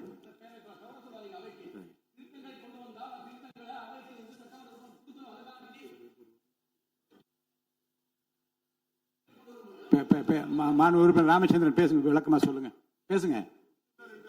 மைக் கொடுங்க அவருக்கு. மாண்பு ராமச்சந்திரன். மாண்புமிகு பேரவைத் தலைவர்களே, தமிழ்நாட்டுடைய ஜீவாதார உரிமை காவேரி ஆறின் குறுக்கே கர்நாடக அரசு மேகதாது அணை கட்டுவதை, அந்த அணை கட்டக்கூடாதுன்னு சொல்லி மாண்புமிகு முதலமைச்சர் கொண்டு வந்த தீர்மானத்தை கொள்கை ரீதியாக, சித்தாந்த ரீதியாக இந்த அவையிலே மாறுபட்ட கருத்துக்கள் இருந்தாலும் தமிழ்நாட்டுடைய வாழ்வாதார உரிமை என்ற அடிப்படையிலே அனைத்து கட்சிகளும் மாண்புமிகு முதலமைச்சர் கொண்டு வந்த தீர்மானத்தை ஆதரித்தார்கள். மாண்புமிகு எதிர்க்கட்சி தலைவர் பேசும்போது ஒரு திருத்தத்தை முன்மொழிந்தார். புதிய நடுவர் மன்றம் அமைக்கப்பட வேண்டும் என்பது. அந்த திருத்தத்தோடு மாண்புமிகு முதலமைச்சர் வந்து தீர்மானத்தை நிறைவேற்றினீங்க. நான் கையை தூக்குனேன், நீங்க வேற அலுவலுக்கு போயிட்டீங்க. உங்க ரூமுக்கு வந்தேன், முதலமைச்சர் வந்ததுனால நீங்க பேச அனுமதிக்கல. ஒரு திருத்தத்தை கொண்டு வந்தால் அந்த திருத்தத்தை சட்டமன்றத்தில் பேரவைத் தலைவர் வந்து மற்ற உறுப்பினர்களுக்கு வைக்கணும். என்ன திருத்தம் கொண்டு வரான்னு சொல்லி அதன் மீது விவாதிக்க நீங்க அனுமதிக்கணும். அவர் அவ்வாறு விவாதிக்காம நீங்க வந்து அதை வந்து ஏகமனதா நீங்க அந்த தீர்மானத்தை அங்கீகரிச்சிட்டீங்க. ஆக நாங்க சொல்வது புதிய திருத்தம் தேவையில்லை. ஏன்னா ஏற்கனவே 1990 நாடாளுமன்றத்தில் வாக்கெடுப்பு மூலம் தான் வந்து காவிரி நடுவர் மன்றம் அமைக்கப்பட்டிருக்கிறது. அதே மாதிரி இறுதி தீர்ப்பு 2007 அந்த காவிரி மன்ற இறுதி தீர்ப்புல கடைநிலை மாநிலங்கள் தமிழ்நாடு, புதுச்சேரி, அதே போல கேரளாவுடைய எந்தவித அனுமதி இல்லாம முதல்மடை மாநிலம் வந்து எந்த விதமான கட்டுமான பணிகளும் மேற்கொள்ளக்கூடாதுன்னு சொல்லி அதை தான் 2018 உச்ச நீதிமன்றம் உறுதிப்படுத்தி இருக்கு.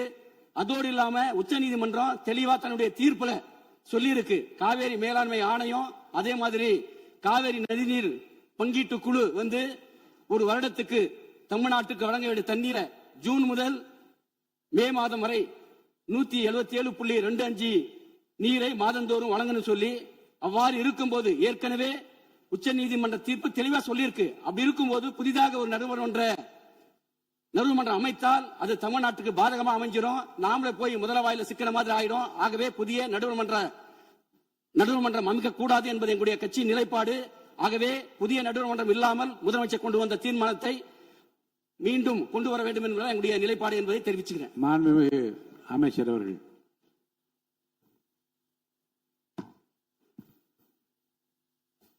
பேரவைத் தலைவர் அவர்களே, உறுதியாக சொல்கிறோம், அனைத்து கட்சியின் சார்பாக அல்ல, ஒட்டுமொத்த தமிழக மக்களின் குரலாக, விவசாயிகளின் குரலாக, கம்யூனிஸ்ட் கட்சிகளுடைய தோழர்களுடைய குரலும் சரி, பாட்டாளி மக்கள் கட்சி தோழர்களுடைய குரலும் சரி, இது சம்பந்தமாக சென்ட்ரல் வாட்டர் கமிஷன்ல டிபிஆர் சொல்லக்கூடிய project report, detail project report, அது சம்பந்தமாக உச்ச நீதிமன்றத்துடைய தீர்ப்பையும் மீறி அந்த கமிஷன் அறிக்கையை சப்மிட் பண்ண சொல்லியிருந்தாங்க கர்நாடகாவை பார்த்து. அப்படி சொன்னது மிகப்பெரிய தவறு. உச்ச நீதிமன்றத்துக்கு எதிராக central water commission DPR submit பண்ண சொன்னது தவறு. அதை சுப்ரீம் கோர்ட்ல தமிழக அரசு எதிர்த்து நின்னது. 15/4/26 நம்மளுடைய கேஸ் தள்ளுபடி பண்ணப்பட்டது. கேஸ் தள்ளுபடி பட்டதுன்னா உச்ச நீதிமன்ற தீர்ப்புக்கு எதிராக அல்ல, நம்ம இந்த டிபிஆர் சென்ட்ரல் வாட்டர் கமிஷன் வாங்கக்கூடாதுன்னு சொன்னதுதான் அந்த தமிழக அரசுடைய வாதம். சோ அந்த தள்ளுபடி பண்ணப்பட்ட பிறகு டிபிஆர் சப்மிட் பண்ண மட்டும்தான் சொன்னாங்க. ஆனா மாண்புமிகு முதலமைச்சர் உடனடியாக அட்வொகேட் ஜெனரலா இருக்கட்டும், இதை 30 வருஷத்துக்கு மேல, அது திராவிட முன்னேற்ற கழகமா இருக்கலாம், அதிமுகவா இருக்கலாம், எந்த ஆட்சியாக இருந்தாலும் இந்த காவேரி வாட்டரை பாதுகாக்கக்கூடிய சட்ட வல்லுநர்கள் உறுதியாக இந்த நிமிடம் போராடிட்டு இருந்தாங்க. அதுல உமாபதி சார் உங்களுக்கு தெரியும், தோழர் தான். பெரிய பெரிய சீனியர் அட்வொகேட்ஸ், முகுல் டோத்னியா இருக்கட்டும், அது மாதிரி சிங்வி சாரா இருக்கட்டும், அந்த மாதிரி இந்தியாவுடைய உச்ச நீதிமன்றத்திலேயே ஒரு டாப் சீனியர் அட்வொகேட்ஸ் கவுன்சில்ஸ மாண்புமிகு முதலமைச்சர் மிகப்பெரிய ஒரு ஆய்வை மேற்கொண்டார். அந்த ஆய்வுடைய முடிவில் இந்த காவேரி வாட்டர் கமிஷன் சொல்லக்கூடிய இந்த கமிஷன் இருக்கு, டிபிஆர் அவங்க கிட்ட சப்மிட் பண்ண, கர்நாடகாக்கு ஃபேவரா சப்மிட் பண்ண உடனே நம்ம சுப்ரீம் கோர்ட் போனோம். அதை அந்த கமிஷன் மேல நம்பிக்கை இழந்துட்டோம். அப்ப சீனியர்ஸ் அட்வொகேட்ஸ் கவுன்சில்ஸ் என்ன சொன்னாங்கன்னா, உச்ச நீதிமன்றம் 2018 என்ன தீர்ப்பு கொடுத்ததோ அந்த தீர்ப்பு பாதிக்கப்படக்கூடாது. கம்யூனிஸ்ட் தோழர்கள் சொன்ன மாதிரி, விவசாய சங்கங்கள் சொன்ன மாதிரி. ஆனால் மேகதாது அணை என்பது வாட்டர் ரிசர்வேஷன், அதாவது பங்கீடுக்கும் மேகதாது அணைக்கும் சம்பந்தம் இல்லைன்னு கர்நாடகா சொல்லிட்டு இருக்கிறாங்க. ஆனால் மேகதாது அணை கட்டும் பொழுது அதுவும் பெங்களூர்ல ட்ரிங்கிங் வாட்டர்னு அவங்க சொல்றாங்க, அதாவது குடி தண்ணீருக்காக நாங்க கட்டணும்னு சொல்றாங்க. அது ஒரு சட்ட சிக்கல் நிறைந்தது. முன்னாடி விவசாயிகளுக்கு தண்ணி வேணும்னு சொன்னாங்க. ஆனா இந்த டீடைல் ப்ராஜெக்ட் ரிப்போர்ட் படி குடி தண்ணீருக்கு வேணுங்கிற ஒரு சட்ட சிக்கலை ஏற்படுத்துறது போல இந்த அணையை கட்டுறதுக்கு, மக்களுடைய குடி தண்ணீருக்குன்னு சொல்ல ஒரு அணையை கட்ட முற்படுறாங்க. இது 2 விஷயமா பார்க்கணும். ஒன்னு சட்ட சிக்கல் நிறைந்தது. அப்படி சட்ட சிக்கல் நிறைந்து அவங்க சுப்ரீம் கோர்ட்ல டீடைல் ப்ராஜெக்ட் ரிப்போர்ட்டை காவிரி வாட்டர் கமிஷன்ல சப்மிட் பண்ணணும் அலோ பண்ணும் பொழுது முற்றிலுமாக நம்ம காவேரி வாட்டர் கமிஷன் நம்ம நம்பிக்கை இழந்திருக்கோம். ஏன்னா சுப்ரீம் கோர்ட் ஆர்டர் படி அவங்க கொடுத்திருக்க கூடாது. உடனே மாண்பு முதலமைச்சருடைய சட்ட வல்லுநர்கள் சொன்னது என்னன்னா, இமிடியட்டாக இந்த கமிஷன் மீது நம்ம நம்பிக்கை இழந்துட்டோம்னு சொல்லிட்டு தண்ணியை பகிர்ந்து கொடுக்கக்கூடிய சப்ஜெக்ட்ங்கிறது தனி. அது உச்ச நீதிமன்றம் 2018 தெளிவாக சொல்லியிருக்காங்க. மேகதாது அணையில டிபிஆர் இந்த டிபிஐ ப்ராஜெக்ட் வந்து அலோ பண்ணக்கூடாது அப்படிங்கிறதுக்கு ஒரு ஆணையம் உருவாக்கணுங்கிறது இன்றல்ல. திராவிட முன்னேற்ற கழகம் ஆட்சியில சட்ட வல்லுநர்கள் அன்றைய இருந்த சட்ட வல்லுநர்கள் வந்து அண்ணன் சொன்னாரு, வில்சன் சொன்னாரு, வில்சன் சார் வந்து கோஆர்டினேட் பண்ணாரு. அப்ப வந்து முகுல் ரோத்ரி சார் தான் ஆர்குமெண்ட் பண்ணாரு. அதுக்கப்புறம் வந்து சிங்வி சார் உள்ள இருந்தாரு. அதுக்கப்புறம் உமாபதி சார் உங்களுக்கு தெரியும், அவரும் தோழர் தான். கிட்டத்தட்ட 30 வருஷமா அவர் தான் வந்து இந்த காவேரி சம்பந்தமாக பிரச்சனைகள்லாம் வரும் பொழுது அவர் தான் வந்து கடுமையாக போராடி பல்வேறு வெற்றிகளை கொடுத்ததுல முக்கியமான ஒரு எக்ஸ்பர்ட் அவரு.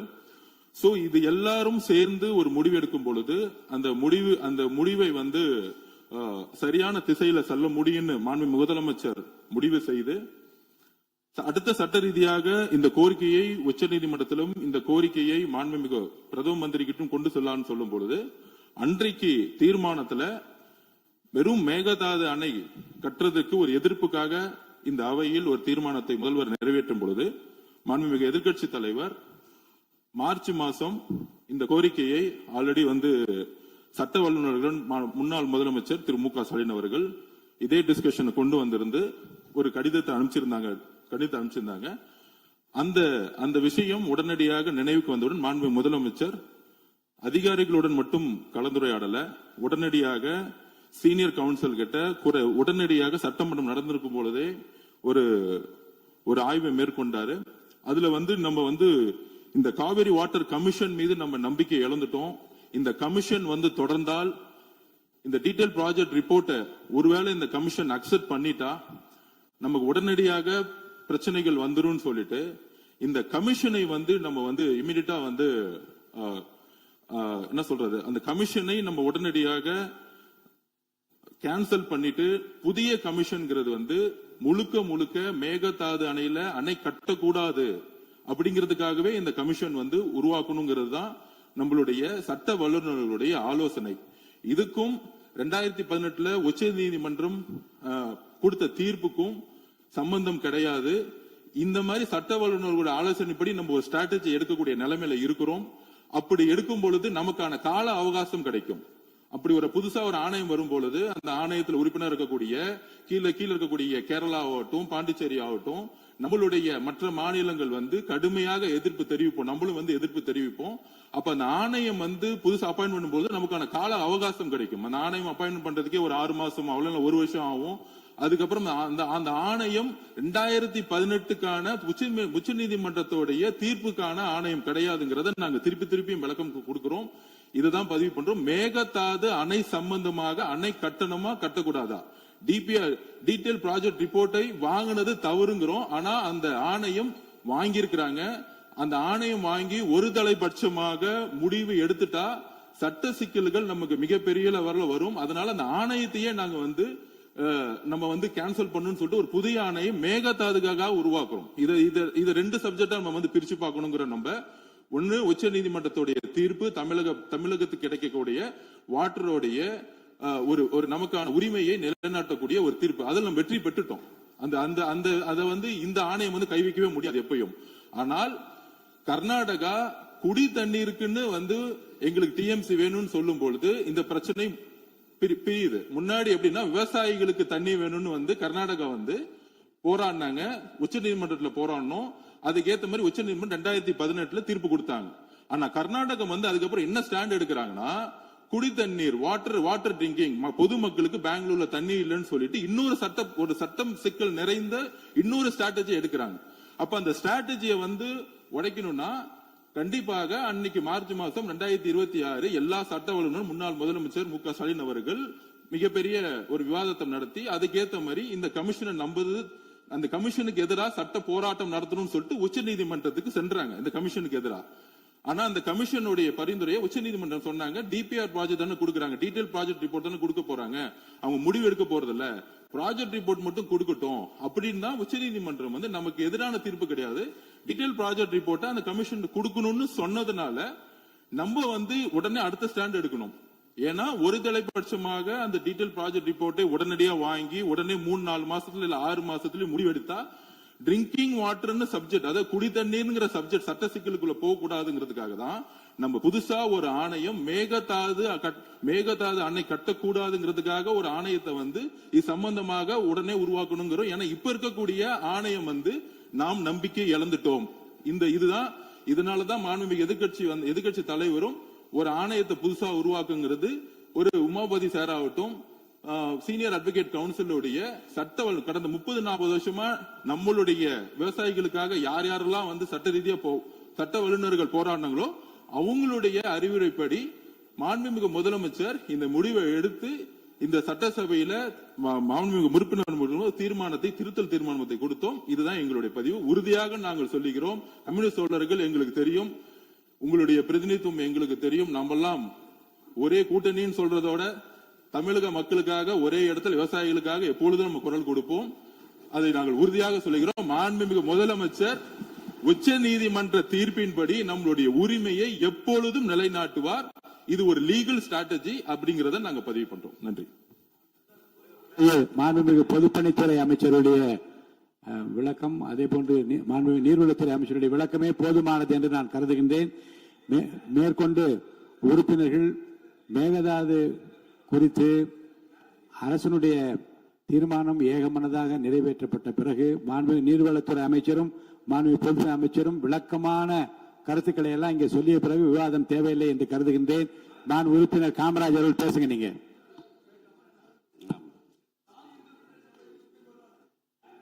மாண்புமிகு பேரவைத் தலைவர் அவர்களே, பேசுறீங்களா? முதலில் மாண்புமிகு அமைச்சர் பேசு. கம்யூனிஸ்ட் தோழர்களுக்கு ஒரே ஒரு வேண்டுகோள். கர்நாடக அரசு ஸ்ட்ராட்டஜி மாத்திருக்குங்கிறத நாங்க பதிவு பண்றோம். அதாவது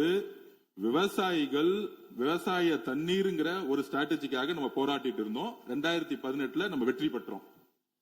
அதுதான் டிஎம்சியை வந்து தமிழ்நாட்டுக்கு எவ்வளவு, கேரளாக்கு எவ்வளவு, பாண்டிச்சேரிகளும் தனியா பிரிச்சு கொடுத்து நம்மளுடைய மிகப்பெரிய வெற்றியை பெற்றோம். ஆனால் அதற்கப்புறம் அந்த வெற்றிக்கு அப்புறம் கர்நாடக அரசு தன்னுடைய அதாவது லீகல் ஸ்ட்ராட்டஜி மாத்துறாங்க. எப்படி மாத்துறாங்கன்னா, ட்ரிங்கிங் வாட்டர், குடி தண்ணீர்னு சொல்லிட்டு ஒரு ஸ்ட்ராட்டஜி மாத்துறாங்க. இதுதான் விவசாயிகளும் சரி நம்மளுடைய தோழர்களும் புரிந்து கொள்ள வேண்டும். ட்ரிங்கிங் வாட்டர் ஸ்ட்ராட்டஜி அப்படின்னா குடி தண்ணீர்னு வரும்பொழுது அது ஒரு அடிப்படையான ஒரு முக்கிய பாலிசியா மாறும் பொழுது உச்ச நீதிமன்றத்துக்கு அவங்க அப்படி கொண்டு போறாங்க. இந்த டேம கட்டுறதுக்கு குடி தண்ணீருக்கு தான் நான் கொண்டு போறோம், விவசாயத்துக்காக நான் கொண்டு போலன்னு சொல்லும் பொழுது அதுக்கான ஸ்ட்ராட்டஜியை நம்மளும் வந்து எடுக்கணும். அதுக்காக தான் இந்த முன்னாடி அமைந்த கமிட்டி ஆகட்டும், கமிஷன் ஆகட்டும், எல்லாமே விவசாயிகளுடைய வாழ்வாதாரத்துக்கும் தண்ணிக்காகவும் உருவாக்கப்பட்டது, விவசாயிகளுக்காக உருவாக்கப்பட்டது. ஆனா கர்நாடகாவுடைய ஸ்ட்ராட்டஜி குடி தண்ணீர். அப்ப நம்ம இன்னொரு ஆணையத்தை உருவாக்கி இதனால நம்மளுடைய உச்ச நீதிமன்ற திருப்படி நம்மளுடைய நமக்கான பங்கீடு பாதிக்கப்படாம இருக்கிறதுக்கு இதுக்கான ஒரு ஸ்ட்ராட்டஜி தான் லீகல் கவுன்சில் ஒரு பெரிய டிஸ்கஷன் மாண்புமிகு முதலமைச்சர் முடிவெடுத்து இதுதான் வந்து நான் திருப்பி பதிவு பண்றேன். மார்ச் மாசம் முடிவு எடுத்ததை மாண்புமிகு முதலமைச்சர் உள்வாங்கி தமிழ்நாட்டுக்கு தேவையாக முக்கியமாக விவசாயிகளோட நலனுக்காக இந்த முடிவு எடுத்தாருங்கிறத நாங்கள் பதிவு பண்ணிக்கிறோம். மாண்புமிகு தலைவாய் சுந்தரம். மாண்புமிகு பேரவைத் தலைவர்களே, மாண்புமிகு பொதுப்பணித்துறை அமைச்சர்கள் சுப்ரீம் கோர்ட்டுடைய ஜட்ஜ்மெண்ட் ஒரு ராங் இன்டர்பிரேஷன் கொடுத்துட்டாரு. கேஸ் ஒன்னும் டிஸ்மிஸ் ஆகல, கேஸ் டிஸ்போஸ் ஆச்சு. ஏன்னா அனைத்து இந்திய அண்ணா திராவிட முன்னேற்ற கழகத்தின் சார்பாக நாங்கள் கண்டெம்ட் அப்ளிகேஷன் போட்டிருந்தோம் regarding for the Mekedatu issue. இந்த ஆர்டர்ல தெளிவா சொல்லியிருக்காரு justice Gavai last day of 25th DMK government இருக்கு சமயம். In case we find the state of Karnataka would be bound to take water is directed by the Kaveri Water Management Authority, which will be measured by the Kaveri Water Regulatory Authority, and measuring the point of the Billigundu. If the state of Karnataka fails in complying with the direction issued by this court, then it faces the risk of the committing the contempt of this court. Contempt போலாம் தெளிவா சொல்லிருக்காங்க. நீங்க இன்னொரு subject போச்சமயம் it will be diluted. நாங்க வந்து மேகதாது அணையில முதலமைச்சர் கொண்டு வந்த தீர்மானத்துக்கு நாங்க வரவேற்றோம். இந்த இட சரியில் வர சமயம் தான் இதுல நிறைய இஷ்யூ இருக்கு. நீங்க இப்ப உதாரணத்துக்கு வேற ஒண்ணும் இல்ல, இதே கர்நாடகால பெண்ணாரன் ஒரு டேம் கட்டினாங்க, நம்ம சுப்ரீம் கோர்ட்டுக்கு போனோம். அதுக்கு முன்னாடி ஒரு 1 TMCக்கு மட்டும்தான் கட்டி முடிச்சாச்சு. அப்புறம் சுப்ரீம் கோர்ட்டுக்கு போறோம், நீங்க நெகோசியேஷன் பண்ணுன்னு சொல்லுவாங்க. திருப்பி சுப்ரீம் கோர்ட்டுக்கு போறோம். இப்ப என்ன பண்றாங்க, ட்ரிபுனல் கான்ஸ்டியூட் எல்லாம் முடிஞ்ச முறை ட்ரிபுனல் கான்ஸ்டியூட் பண்ணாங்க. நீங்க ட்ரிபுனல்ல வந்து கொடுத்த ஆர்டரும் சரி, சுப்ரீம் கோர்ட்ல தெளிவா ஒரு ஆர்டர் கொடுத்திருக்காங்க. Kaveri water management authority, Kaveri water regular authority, இந்த 2 அத்தாரிட்டி ஸ்டேட் கவர்மெண்ட் பெர்மிஷன் இல்லாம ஒரு துளி செங்கல் கூட நீங்க வைக்க முடியாது. If it is amount contempt, நீங்க அதர்வைஸ் அப்படி போச்சமையும் ஆட்டோமேட்டிக்கா டைலூட் ஆயிரும். இந்த ட்ரிபுனல் ஆர்டரும் இந்த சுப்ரீம் கோர்ட் ஆர்டரும் டைலூட் ஆயிரும். இது என்னுடைய கருத்து. மாண்புமிகு உறுப்பினர் நீ கொடுத்த அந்த குறிப்புகள்லாம் இனிமே பேசும்போது என்ற முன்கூடி காமிச்சிட்டு சொல்லலாம், இது பயனுள்ளதாக இருக்கும். மாண்புமிகு உறுப்பினர் காமராஜ் அவர்கள் நீங்க பேச ஆரம்பிக்கலாம். காமராஜ், மாண்புமிகு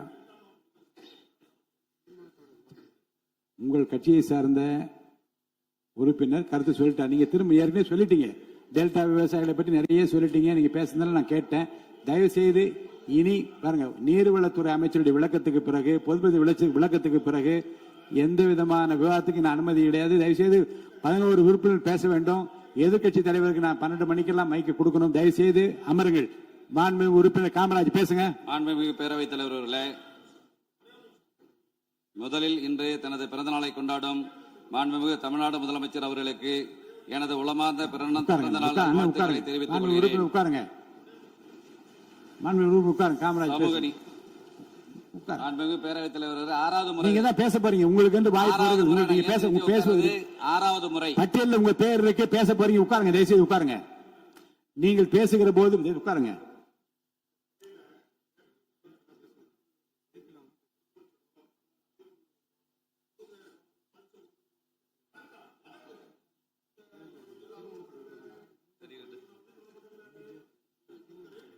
இல்ல, ஏற்கனவே நிறைய வாய்ப்புகள் கொடுக்கப்பட்டு இது விவாதிக்கும். இன்னொன்னு சொல்றேன், தீர்மானம் இருங்க, அரசின் தீர்மானம் இருங்க. உட்காருங்க, உட்காருங்க. நான் கேட்டதுக்கு அப்புறம் உட்காருங்க, நான் பேசுங்க அப்புறம் பேசுங்க. நல்லா கவனிங்க. மரபுப்படியும் விதிகளின்படியும் மாண்புமிகு முதலமைச்சர் கொண்டு வந்த தீர்மானம் ஏகமனதாக நிறைவேற்றப்பட்ட பிறகு விவாதத்துக்கு இடம் இல்லை. ஆனாலும் கூட மக்கள் நலன் கருதி விவசாயிகளுக்கு ஒருவேளை சந்தேகங்கள் ஏற்பட்டிருந்தால் அவற்றையெல்லாம் தீர்க்க வேண்டும் என்பதற்காகத்தான் மாண்புமிகு நீர்வளத்துறை அமைச்சர் 4-5 பக்கங்களில் எழுதி விளக்கமாக படித்தார். அதே போன்று மாண்புமிகு பொதுப்பணித்துறை அமைச்சர் விளக்கமாக விரிவாக எல்லாவற்றையும் உங்கள் முன்பாக வைத்து விட்டார். இதற்கு பின்பும் உங்களுக்கு 1000 சந்தேகங்கள் 1000 தயவு செய்து கேளுங்க. இது பற்றி அனுமதிப்பதற்கு இடமில்லை. மாண்புமிகு உறுப்பினர் காமராஜ். மாண்புமிகு பேரவைத் தலைவர் அவர்களே, உட்காருங்க. மாண்புமிகு உறுப்பினர் உட்காருங்க. இப்ப நான் 7வது முறையா நீங்க பேசும்போது உட்காருங்க, தயவுசெய்து உட்காருங்க. பரவாயில்ல, அதனால ஒண்ணு இல்ல. 7வது முறையா முதலமைச்சர் வாழ்த்துறேன். பேசுறேன், அவர் அனுமதிங்க. நான் இவங்க குறுக்கிட்டதுனால 7வது முறையா நான் எந்திரிச்சிருக்கிறேன். 7வது முறையா மாண்புமிகு முதலமைச்சர் அவர்களை நான் வாழ்த்த கடமைப்பட்டிருக்கேன். ஏன்னா ஒருவரை முதலமைச்சரை வாழ்த்தும் போதும் இடையில உறுப்பினர்கள் குறுக்கிடுவதும் நான் உட்கார்றதும் இப்ப இது 7வது முறை. மாண்புமிகு பேரவைத் தலைவர்களை, நீங்கள் ஒரு உறுப்பினர் அழைக்கும் போது இன்னொரு உறுப்பினர் குறுக்கிட்டால் நாளைக்கு நானும் குறுக்கிடுகிற ஒரு வாய்ப்பு ஏற்படும். உறுப்பினர் காமராஜ் பேச அனுமதி அளித்து பேசுங்க. நீங்க என்ன பேச சொல்லிட்டாங்கன்னு. ஆமா, நம்ம பிரச்சனை தான் காவேரி பிரச்சனை. நீங்க ஒருத்தர் பேசிக்க வேண்டாம். நீங்க ஒருத்தர் பேச வேணாம். மாண்பு உறுப்பினர் காமராஜ் பேச அழைத்து பேசுங்க. அவை முன்னவர் மாண்பு பேரவைத் தலைவர் அவர்களே, அவருடைய கட்சியின் சார்பாக மாண்பு தளவாய் சுந்தர் அவர்கள் விளக்கம் அளித்ததற்கு பிறகு மாறி மாறி எல்லோரும் பேச வேண்டும் என்று சொன்னால் அதற்கு கால அவகாசம் வேண்டும். ஆகவே உங்கள் சார்பாக உங்களுடைய கட்சியினுடைய உறுப்பினர் தெளிவாக இங்கே சொல்லி இருக்கிறார் என்பதை தெரிவித்துக் கொள்கிறேன். மாண்புமிகு காமராஜ் பேசுங்க. மாண்புமிகு பேரவைத் தலைவர்களே, 8வது முறை நம்ம உறுப்பினர்கள்லாம் கமெண்ட் அடிக்கிறாங்க.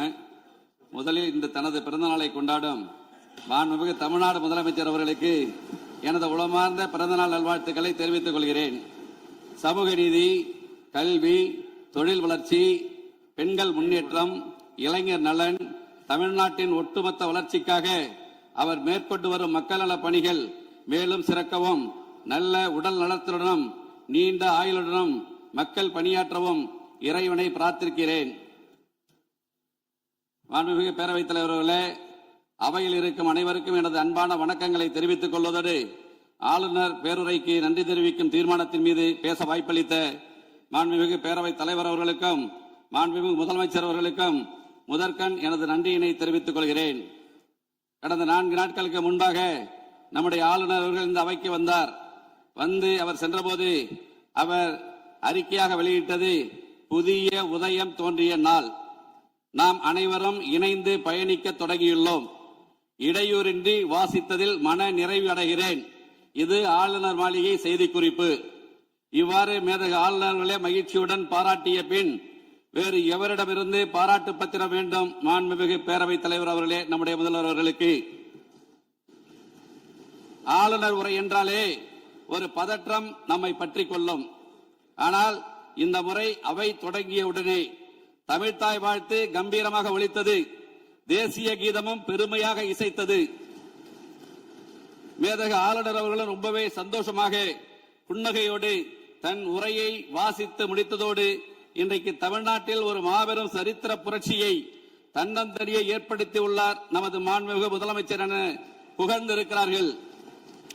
இதைவிட இந்த அரசுக்கு வேற என்ன பெருமை வேண்டும்? மாண்புமிகு பேரவைத் தலைவர் அவர்களே, நமது முதலமைச்சர் நாற்காலியில் வந்து உட்கார்ந்தவுடனேயே அரசுக்கும் ஆளுநர் மாளிகைக்கும் நடுவில் இருந்த எல்லைக்கோடு அழிக்கப்பட்டு அது நட்பின் பாலமாக அமைந்துவிட்டது. இதோடு நிற்கவில்லை. மத்திய அரசுக்கும் மாநில அரசுக்கும் இடையே ஒரு இணக்கமான ஒரு உறவு இருந்தால் மட்டும்தான் மாநிலம் வளரும் என்பதை புரிந்து மிக மிக முதிர்ச்சியான ஒரு அரசியல் பாதையை அமைத்துக் கொடுத்திருக்கிறார் நமது மாண்புமிகு முதலமைச்சர் அவர்கள். இதுதான் மற்ற தலைவர்களுக்கும் வழி நடத்த தெரிந்த நமது மாண்புமிகு முதலமைச்சர் அவர்களுக்கும் உள்ள வித்தியாசம் என்பதை இந்த அவையில் நான் தெரிவித்துக் கொள்ள கடமைப்பட்டிருக்கிறேன். மாண்புமிகு பேரவைத் தலைவர்களே, 4 நிமிஷம் ரொம்ப கூட போயிட்டு பேரவைத் தலைவரே, 7 தடவை கொஞ்சம் குறைச்சிங்க. மேல 4 நிமிஷம் 17 நிமிஷம் ஓடி வச்சு 8 தடவை எந்திரிக்கிற மாண்புமிகு பேரவைத் தலைவர் 5 நிமிஷம் கூட அனுமதிக்கணும். மாண்புமிகு பேரவைத் தலைவர்களே, நம்பிக்கையில் சிறந்தது தன்னம்பிக்கை. தன்னால் எதையும் சாதிக்க முடியும் என்ற நம்பிக்கை தான் தன்னம்பிக்கை. இந்த தன்னம்பிக்கையை தாரக மந்திரமாக கொண்டு தடைகளை தகர்த்தெறிந்து இந்த விசில் புரட்சி மூலம் தமிழ்நாட்டில் நல்லாட்சி அமைய வேண்டும், இந்தியாவிலேயே தமிழ்நாடு முதன்மை மாநிலமாக விளங்க வேண்டும் என்ற தமிழக மக்களின் எதிர்பார்ப்பை பூர்த்தி செய்ய தற்பொழுது பூர்வாங்க நடவடிக்கைகள் தொடங்கப்பட்டுள்ளது என்பதை மகிழ்வுடன் தெரிவித்துக் கொள்கிறேன். மாண்புமிகு பேரவைத் தலைவர் அவர்களே, ஆளுநர் உரை மீதான நன்றி தெரிவிக்கும் தீர்மானத்தின் மீது எனது உரையை நிகழ்த்துவதற்கு முன்பாக எனது மன்னார்குடி சட்டமன்ற தொகுதி தொடர்பான 2-3 கோரிக்கை தான். பேரவைத் தலைவர்களே, மன்னார்குடியில் 125 ஆண்டு நகராட்சி மன்னார்குடி நகராட்சி இதுவரை ஒருங்கிணைந்த நீதிமன்ற வளாகம் அங்கே இல்லை. பல முறை முயற்சித்தும் நீதிமன்ற வளாகம் அங்கே இல்லை. அதே போல விளையாட்டில் ஆர்வம் உள்ளவர்கள் அதிகம் இருக்கிற பரவாக்கோட்டை மற்றும் உள்ளிக்கோட்டை பகுதியில் விளையாட்டு அரங்கம் அமைத்து தர வேண்டும். நீடாமங்கல பேரூராட்சி பழமையான பேரூராட்சி, இதுவரை அங்கே பேருந்து நிலையம் அமைக்கப்படவில்லை, அமைப்பு தர வேண்டும் என்கிற எனது வேண்டுகோளை வைக்க விரும்புகிறேன். நீடாமங்கலம் ஊராட்சி ஒன்றியத்தை வடுவூர் தலைமையிடமாக கொண்டு ஒரு ஊராட்சி ஒன்றியம் அமைத்து தர வேண்டும் என்கிற வேண்டுகோளை வைக்க விரும்புகிறேன். அதே போல இடமலை கிராமத்தில் கைப்பந்துக்கென உள் விளையாட்டு அரங்கம் அமைப்பு தர வேண்டும் என்ற கோரிக்கையை வைக்க விரும்புகிறேன்.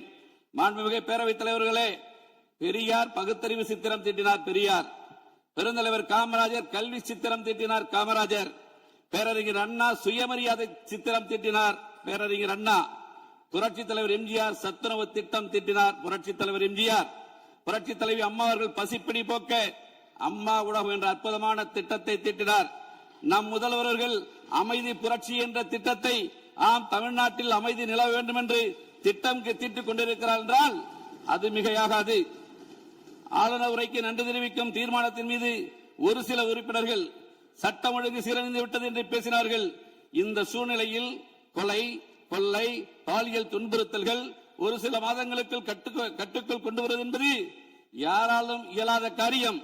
அவற்றை எல்லாம் சரி செய்ய காவல்துறையை மக்களின் நண்பனாக மாற்றி தமிழ்நாட்டில் சட்டம் ஒழுங்கை நிலைநாட்டும் முயற்சியில் மாண்புமிகு முதலமைச்சர் அவர்கள் தீவிரமாக ஈடுபட்டு வருகிறார்கள். ஆளுநர் உரை பத்தி 18 பெண்களின் பாதுகாப்பினை பேணி காப்பது, பெண்களுக்கு எதிராக இரும்பு கரம் கொண்டு ஒடுக்குவதற்காக சிங்கப்பெண் அதிரடிப்படை உருவாக்கப்பட்டிருக்கிறது. இந்த அரசால் உருவாக்கப்பட்டுள்ளது. இதனால் சட்டம் ஒழுங்கு கட்டுப்பாட்டுக்குள் வரும் என்பதில் எல்லளவும் சந்தேகமில்லை. ஆளுநர் உரை பத்தி 19 போதைப் பொருள் தடுப்பு சிறப்பு படை அனைத்து மாவட்டங்களிலும் உருவாக்கப்படும் என்று குறிப்பிடப்பட்டிருக்கிறது. இந்த சிறப்பு படை அமைக்கப்பட்ட பின் போதைப் பொருள் நடமாட்டம் கட்டுக்குள் கொண்டு வரப்பட்டு இதன் மூலம் சட்டம் ஒழுங்கு சீராகும் என்பதில் எல்லளவும் சந்தேகமில்லை. தமிழ்நாட்டின் அடையாளமாக தமிழ் மொழி உள்ளது. உலகத்தோடு நாம் போட்டி போட ஆங்கில மொழியும் தேவை. எனவேதான் இந்த இரு மொழிக் கொள்கையில் இந்த அரசு எவ்வளவு உறுதியாக இருக்கிறது என்பதை ஆளுநர் உரை தெளிவுபடுத்தியுள்ளது. இது வெறும் பேச்சல்ல, இது செயல் அரசு என்பதை நிரூபித்திருக்கிறது. தமிழ்நாட்டின் நிதி சுமை குறித்து வெள்ளை அறிக்கை வெளியிட்டுள்ள இந்த அரசு அரசின் வருவாயை பெருக்குவதும் திசை மாறி சென்ற அரசு வருவாயை அரசின் கருவூலத்திற்கு எடுத்துச் செல்லும் வகையிலும் மதுபான உற்பத்தியாளர்கள் மீது கூடுதல் சிறப்பு கட்டணம் விதித்துள்ளது உண்மையிலேயே வரவேற்கத்தக்கது. இதன் மூலம் அரசுக்கு 1000 கோடி ரூபாய் கூடுதல் வருவாய் கிடைக்கும் என்ற நிலை ஏற்பட்டுள்ளது. அதே போல கனிமங்கள் மூலமாக கிடைக்கும் வருவாயை இரட்டிப்பாக்க அரசு தீவிரமாக முயன்று வருவதாக ஆளுநர் உரையில் குறிப்பிடப்பட்டுள்ளது வரவேற்கத்தக்க ஒன்றாகும். இதேபோன்று வாக்குறுதியை நிறைவேற்றும் வகையில் 2 மாதங்களுக்கு 500 யூனிட் மின்சாரம் 200 யூனிட் இலவச மின்சாரத்தை வழங்க உத்தரவிட்டுள்ளது. இதனால் ஏழை எளிய நடுத்தர மக்களின் நிதி சுமை வெகுவாக குறைந்து மகிழ்ச்சியில் இருப்பதை கண்கூடாக காண்கிறேன் என்பதை இங்கே நான் சுட்டிக்காட்ட கடமைப்பட்டிருக்கிறேன். இந்த அரசை ஆதரிக்கும் கூட்டணி கட்சிகளுக்கு மதிப்பளிக்கும் வகையில் அந்த கட்சிகளுக்கு ஆட்சியிலும் அதிகாரத்திலும் பங்களித்துள்ளது தமிழ்நாட்டு அரசியலில் ஒரு மறுமலர்ச்சியை ஒரு புத்துணர்ச்சியை ஏற்படுத்தியுள்ளது என்பதை நான் பாராட்ட கடமைப்பட்டிருக்கிறேன்.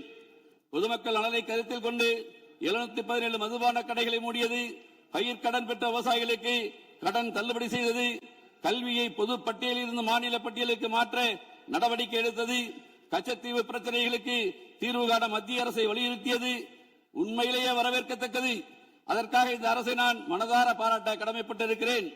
ஆளுநர் உரை பத்தி 31 பல்கலைக்கழகங்கள் மற்றும் உயர்கல்வி நிறுவனங்களில் நீண்ட காலமாக காலியாக உள்ள உதவி பேராசிரியர் மற்றும் ஆசிரியர் பணியிடங்கள் தகுதி மற்றும் திறன் அடிப்படையில் வெளிப்படையான முறையில் நிரப்ப போர்க்கால அடிப்படையில் நடவடிக்கை எடுக்கப்படும் என்ற அறிவிப்பு படித்த இளைஞர்களிடையே பெருத்த மகிழ்ச்சியை ஏற்படுத்தியுள்ளது.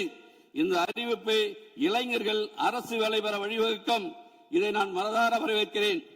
காவேரி விவகாரம் அதை பற்றி பேசக்கூடாது என்று மாண்புமிகு பேரவைத் தலைவர் குறிப்பிட்டீர்கள். இது மற்றவருக்கு வேண்டுமானால் அது நீர், எங்களுக்கு அது உயிர். இங்கே டெல்டாவில் இருக்கிற அனைத்து சட்டமன்ற உறுப்பினர்களுக்கும் அது நீர். அதாவது விவசாயிகள் நலனை பாதுகாப்பதற்கும் தமிழ்நாட்டு மக்கள் எதிர்பார்ப்பை நிறைவேற்றுவதற்கும் சட்ட ரீதியாக எப்படி எதிர்கொள்வது என்பதை பற்றித்தான் தீர்மானம் முழுமையாக நிறைவேற்றியிருக்கிறார்கள். அருள் கூர்ந்து மேகதாது பற்றி பேச வேண்டாம் என்று கேட்டுக்கொள்கிறேன். அன்புமிகு பேரவைத் தலைவர்கள், நான் உள்ள போல காவேரி எங்களுக்கு உயிர், டெல்டா மாவட்டங்களுக்கு உயிர், இங்க இருக்கிற மற்றவர்களுக்கு அது நீர், எங்களுக்கு உயிர். மாடு கட்டி போரடித்தால் மாளாது என்று சொல்லி யானை கட்டி போரடித்த எங்கள் பகுதி, சோழ வளநாடு இந்த நாட்டிற்கே சோறு போட்டது என்று கூறிய பகுதி எங்கள் பகுதி. அந்த பகுதியிலிருந்து உணர்வோடு பேசுகிறோம். கர்நாடகா இந்த விஷயத்தில் ஒற்றுமையாக இருக்கும் போது தமிழ்நாட்டில் இருக்கிற நம்முடைய மக்கள் பிரதிநிதிகள் ஒற்றுமையாக இருக்க வேண்டும் என்கிற வேண்டுகோளைத்தான் நான் இங்கே வைக்க விரும்புகிறேன். அதற்குள் நான் செல்ல விரும்பவில்லை. எனக்கு பேச வேண்டிய டயத்துக்கு பிறகு 8 தடவை நான் எழுந்திருச்சிருக்கேன். அதனால நான் அதுக்குள்ள போகல என்பதை வலியுறுத்தி கேட்டுக்கொண்டு நல்ல வல்லுநர்களை கொண்டு இங்கே பேசிய ஒருமித்த கருத்தோடு அந்த தீர்மானத்தை, அந்த முதலமைச்சர் கொண்டு வந்த சிறப்பு வாய்ந்த தனி தீர்மானத்தை நல்ல வல்லுநர்களை கொண்டு சிறப்போடு நாம் அதை ஏற்க வேண்டும் என்கிற வேண்டுகோளை மட்டும் வைத்து அதற்குள் நான் நுழைய விரும்பவில்லை. ஆளுநர் உரை பற்றி 32 காவேரியில் தமிழ்நாட்டிற்கு உள்ள உரிமையை உரிய காலத்தில் பெற நடவடிக்கை எடுக்கப்படும் என்ற அறிவிப்பு பாராட்டுக்குரியது. நிலத்தடி நீர்மட்டத்தை உயர்த்தவும் மழைக்காலங்களில் ஒரு நீரை சேமிக்கவும் ஏதுவாக ஏரிகள் மற்றும் குளங்கள் பராமரிப்பு திட்டம் ஒவ்வொரு ஆண்டும் செயல்படுத்தப்படும் என்ற ஆளுநர் உரையில் அறிவிக்கப்பட்டுள்ளது மிகுந்த மகிழ்ச்சி அளிக்கிறது. இதற்காக இந்த அரசை நான் பாராட்ட கடமைப்பட்டிருக்கிறேன். இதேபோன்று கடலுக்கு செல்கிற நீரை தடுக்க வகையிலும் மழை நீரை சேமிக்கும் வகையிலும் தேவையான இடங்களில் தடுப்பணைகள் கட்ட நடவடிக்கை எடுக்கப்படும் என்ற அறிவிப்பு உண்மையிலே வரவேற்கத்தக்கது. ஆளுநர் உரை பத்தி 36 முல்லை பெரியார் அணை பகுதியில் பழுது பார்க்கும் பணிகளை மேற்கொள்ளவும் அணையின் நீர்மட்டத்தை உயர்த்தவும் கேரள அரசின் புதிய அணை கட்டும் முயற்சியை தடுக்கவும் நடவடிக்கை எடுக்கப்படும் என்று குறிப்பிடப்பட்டிருக்கிறது. உண்மையாக வரவேற்க நான் கடமைப்பட்டிருக்கிறேன். தமிழ்நாட்டில் உள்ள நதிகளை முதல் கட்டமாக இணைப்பது 10 நிமிஷம் 11 நிமிஷம் 8 நிமிஷம் பேரவைத் தலைவர்களே 8 தடவை 5 நிமிஷம் கூட விடுங்க, முடிக்க ஒரே பக்கம் தான். இன்னைக்கு நல்ல எக்ஸசைஸ் உங்களுக்கு 8 முறை எழுதி முடிச்சிடறேன். இல்ல பேரவைத் தலைவர் 11 நிமிஷம் ஓடி இருக்கு. 8 தடவை இடையில குறுக்கிட்டு இருக்காங்க பேரவை உறுப்பினர்கள்.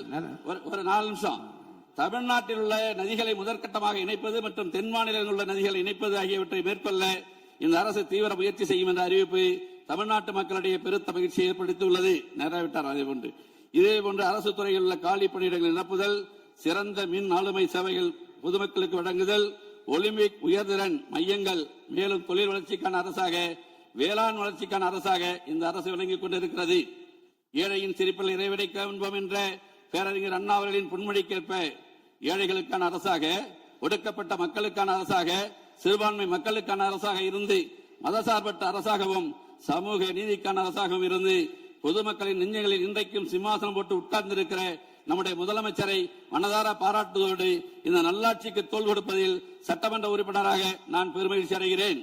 மொத்தத்தில் இந்த ஆளுநர் உரை தமிழ்நாட்டு மக்களை வளர்ச்சி பாதையில் அழைத்துச் செல்லும் முறையாக, தமிழ்நாட்டை அமைதி பூங்காவாக மாற்றும் முறையாக அமைந்துள்ளது என தெரிவித்து வாய்ப்பளித்த உங்களுக்கு நன்றி கூறி, எனது மன்னார்குடி சட்டமன்ற தொகுதியில் சமீபத்தில் பள்ளி குழந்தைகள் 3 பேர் இறந்திருக்கிறார்கள். 5/6/2025 அன்று அரசு பள்ளியில் படிக்கிற 3 மாணவர்கள். நம்முடைய முதலமைச்சர் அந்த குடும்பங்களுக்கு உதவி இருக்கிறார், இல்லை என்று சொல்லவில்லை. அதில் வருத்தம் என்னவென்றால், முதலமைச்சர் மேல் வருத்தம் கிடையாது. அந்த குடும்பத்தில் 3 குடும்பத்திலும் ஒரு ஆண் பிள்ளைகள் தான். இந்த 3 ஆண் பிள்ளைகளும் இறந்து விட்டார்கள். அந்த 3 குடும்பத்திலும் ஒரு ஆண் பிள்ளை, ஒரு குடும்பத்தில் ஒரே ஒரு ஆண் பிள்ளை, இன்னொரு குடும்பத்தில் ஒரே ஒரு ஆண் பிள்ளை, இன்னொரு குடும்பத்தில் ஒரு ஆண் பிள்ளை, ஒரு பெண் பிள்ளை. மொத்தத்தில் அந்த 3 குடும்பங்களிலும் 3 ஆண் பிள்ளைகளும் இறந்து விட்டார்கள். உங்கள் மூலம் மாண்புமிகு முதலமைச்சரை நான் கேட்டுக்கொள்வது, அந்த 3 குடும்பங்களுக்கும் அரசு வேலைவாய்ப்பில் முன்னுரிமை கொடுக்க வேண்டும் எனக்கு வேண்டி கேட்டு உங்களை மனதார பாராட்டி விடைபெறுகிறேன். நன்றி, வணக்கம். மாண்புமிகு பொதுப்பணித்துறை அமைச்சர் அவர்கள். மாண்புமிகு பேரவைத் தலைவர் அவர்களே, என்னுடைய உரையில் ஒரு சிறிய திருத்தம். மேகதாது அணை குறித்து புதிய நடுவர் மன்றம் ட்ரிபியூனல் கோரிக்கை வைக்கப்பட்டுள்ளது. நான் ஆணையம் என்று வார்த்தையை பயன்படுத்தினேன். அதற்கு பதிலாக ட்ரிபியூனல், புதிய நடுவர் மன்றம் ட்ரிபியூனல் கோரிக்கை வைக்கப்பட்டுள்ளது. புதிய ஆணையம் அமைப்பது குறித்து எந்தவித முன்மொழிவுகளும் இல்லை என்பதை இந்த அவைக்கு முன்பு நான் தெரிவித்துக் கொள்கிறேன். புதிதாக கோரப்பட்டுள்ள புதிய நடுவர் மன்றம் ட்ரிபியூனல் மேகதாது அணை மற்றும் உபநீர் பிரச்சனை மட்டுமே எடுத்துக்கொள்ள இயலும் என்ற கருத்தினை மீண்டும் பதிவு செய்ய விரும்புகிறேன். அதாவது இந்த ட்ரிபியூனல்ங்கிறது எதுக்குன்னா, மேகதாது அணை விஷயமாக நம்ம கட்டக்கூடாதுங்கிறோம். கர்நாடகா கட்டணும்னு சொல்றாங்க. அதுலயும் குடிநீர் தண்ணீருக்காக கட்டணும்னு சொல்றாங்க. அது விஷயமா தான் ட்ரிபியூனல் அமைக்கணும்னு சொல்றோம். ஆணையம் கிடையாது. இதுக்கு முன்பு இருந்த ஆணையங்கள் உறுதியாக செயல்படணும். 2018 நாம் வெற்றி பெற்ற அந்த தீர்ப்பை நாங்கள் உறுதியாக நிலைநாட்ட சட்ட ரீதியான எல்லா போராட்டங்களும் மாண்புமிகு முதலமைச்சர் அவர்கள் தமிழக விவசாயிகளோடு சேர்ந்து ஒவ்வொரு நாளும் சட்ட வல்லுநரோட விவாதம் பண்ணிட்டு இருக்காரு. கடந்த 30-40 வருஷமாக எந்த சட்ட வல்லுநர்கள் நம்மளுடைய விவசாயிகளுக்காகவும் தமிழர்களுக்காகவும் குரல் கொடுத்து வெற்றி பெற்றார்களோ அந்த சட்ட வல்லுநர்கள் ஒவ்வொரு நிமிடமும் முதலமைச்சர் கூட தொடர்பு கொண்டு அதற்கான ஸ்ட்ராட்டஜி பிளான தெளிவா முன்மொழிந்துட்டு இருக்காங்க. உறுதியாக நாங்கள் மீண்டும் கூறுகிறோம், தமிழக விவசாயிகளுடைய உரிமைகளையும் தமிழகத்துடைய உரிமையும் மாண்புமிகு முதலமைச்சர் அவர்கள் உறுதியாக நிலைநாட்டுவார் என்கிறதை நாங்கள் பதிவு செய்கிறோம். நன்றி. மாண்புமிகு பொதுப்பணித்துறை அமைச்சர் அளித்த இந்த விளக்கமும் மாற்றம் செய்ய வேண்டும் என்று கேட்டுக்கொண்ட திருத்தங்களும் அவை குறிப்பில் ஏற்றப்படுகிறது. அதுக்கேற்றாமல் திருத்தங்கள் செய்யப்படும். மாண்புமிகு உறுப்பினர் திருமதி பிரேமலதா விஜயகாந்த் அவர்கள்.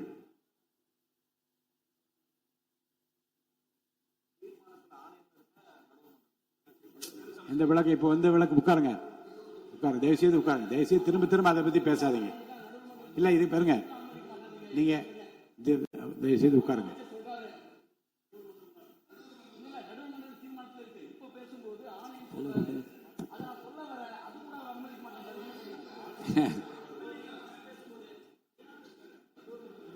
பேரவைத் தலைவர் அவர்களே, முதலமைச்சர் அவர்களே, எதிர்க்கட்சி தலைவர் அவர்களே, அமைச்சர் பெருமக்களே, சட்டமன்றத்திலே இருக்கும் அனைத்து சட்டமன்ற உறுப்பினர்களுக்கும் முதல் கண் எனது வணக்கங்களை தெரிவித்துக் கொள்கிறேன்.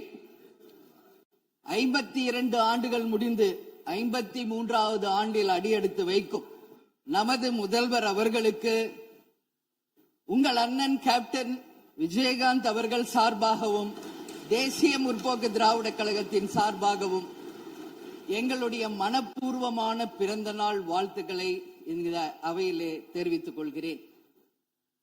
இன்றைக்கு நாம சட்டசபையில பேசுகின்ற உரை ஒன்று மேகதாது அணை பற்றியும் ஆளுநருடைய உரையை பற்றியுமான டிஸ்கஷன். சற்றேறக்குரிய 1.5 மணி நேரமா ஒரே டாபிக் தான் இங்க போயிட்டு இருக்கு. அந்த வாய்ப்பு அனைத்து சட்டமன்ற உறுப்பினர்களுக்கும் சமமாக வழங்கப்பட வேண்டும் என்ற வேண்டுகோளை பேரவைத் தலைவருக்கு நான் வைக்கிறேன். நிறைய பேருக்கு வாய்ப்பு கிடைக்குது, நிறைய பேருக்கு வாய்ப்பே கிடைக்காமையே போயிடுது. இது சட்டமன்றம், எல்லாருக்கும் ஈக்குவாலிட்டி, எல்லாருக்குமே வாய்ப்பு தரணும் பேசுறதுக்கு. அது நீங்க அவைத்தலைவர் அவர்கள் நீங்க அதை பார்த்துக்கோங்க. அதுக்கு அடுத்தது அன்று ஆளுநர் உரை, அது தமிழ்தாய் வாழ்த்தோடு ஆரம்பிக்கப்பட்டதை தேசிய முற்போக்கு திராவிட கழகம் வரவேற்கிறோம். அதே போல ஆளுநர் உரை அன்றைக்கு ஆளுங்கட்சியின் உரையாக இருந்தது. ஒரு ஸ்போக்ஸ் பர்சன் மாதிரி ஆளுங்கட்சியை பற்றி மட்டுமே அவருடைய உரை இருந்தது. நமது தமிழ் மொழி தாய்மொழி, நம்மளுடைய அன்னை தமிழ் அன்னை. அந்த தமிழ் மொழியை நாம் சொல்றது செந்தமிழ் அப்படின்னு சொல்லுவோம். அதை நாம் கேட்கும்போது அது நம் காதுல தேன் பாய்ந்ததாக தான் நம்ம எல்லாரும் சொல்வோம். ஆனால் அன்றைக்கு ஆளுநர் உரையில் 37 நிமிடங்கள் அவர் பேசியதாக ஒரு குறிப்பு இருக்கு. ஆனா 37 தவறுகள், தமிழை பற்றி உச்சரித்தவை அத்தனையுமே மிக மிக ஒரு வேதனையான ஒரு விஷயமாக இங்க நான் பார்க்கிறேன். நம்மளுடைய தலைவர்கள் அறிஞர் அண்ணாவாகட்டும், கலைஞராகட்டும், ஐயா காமராஜர் ஆகட்டும்,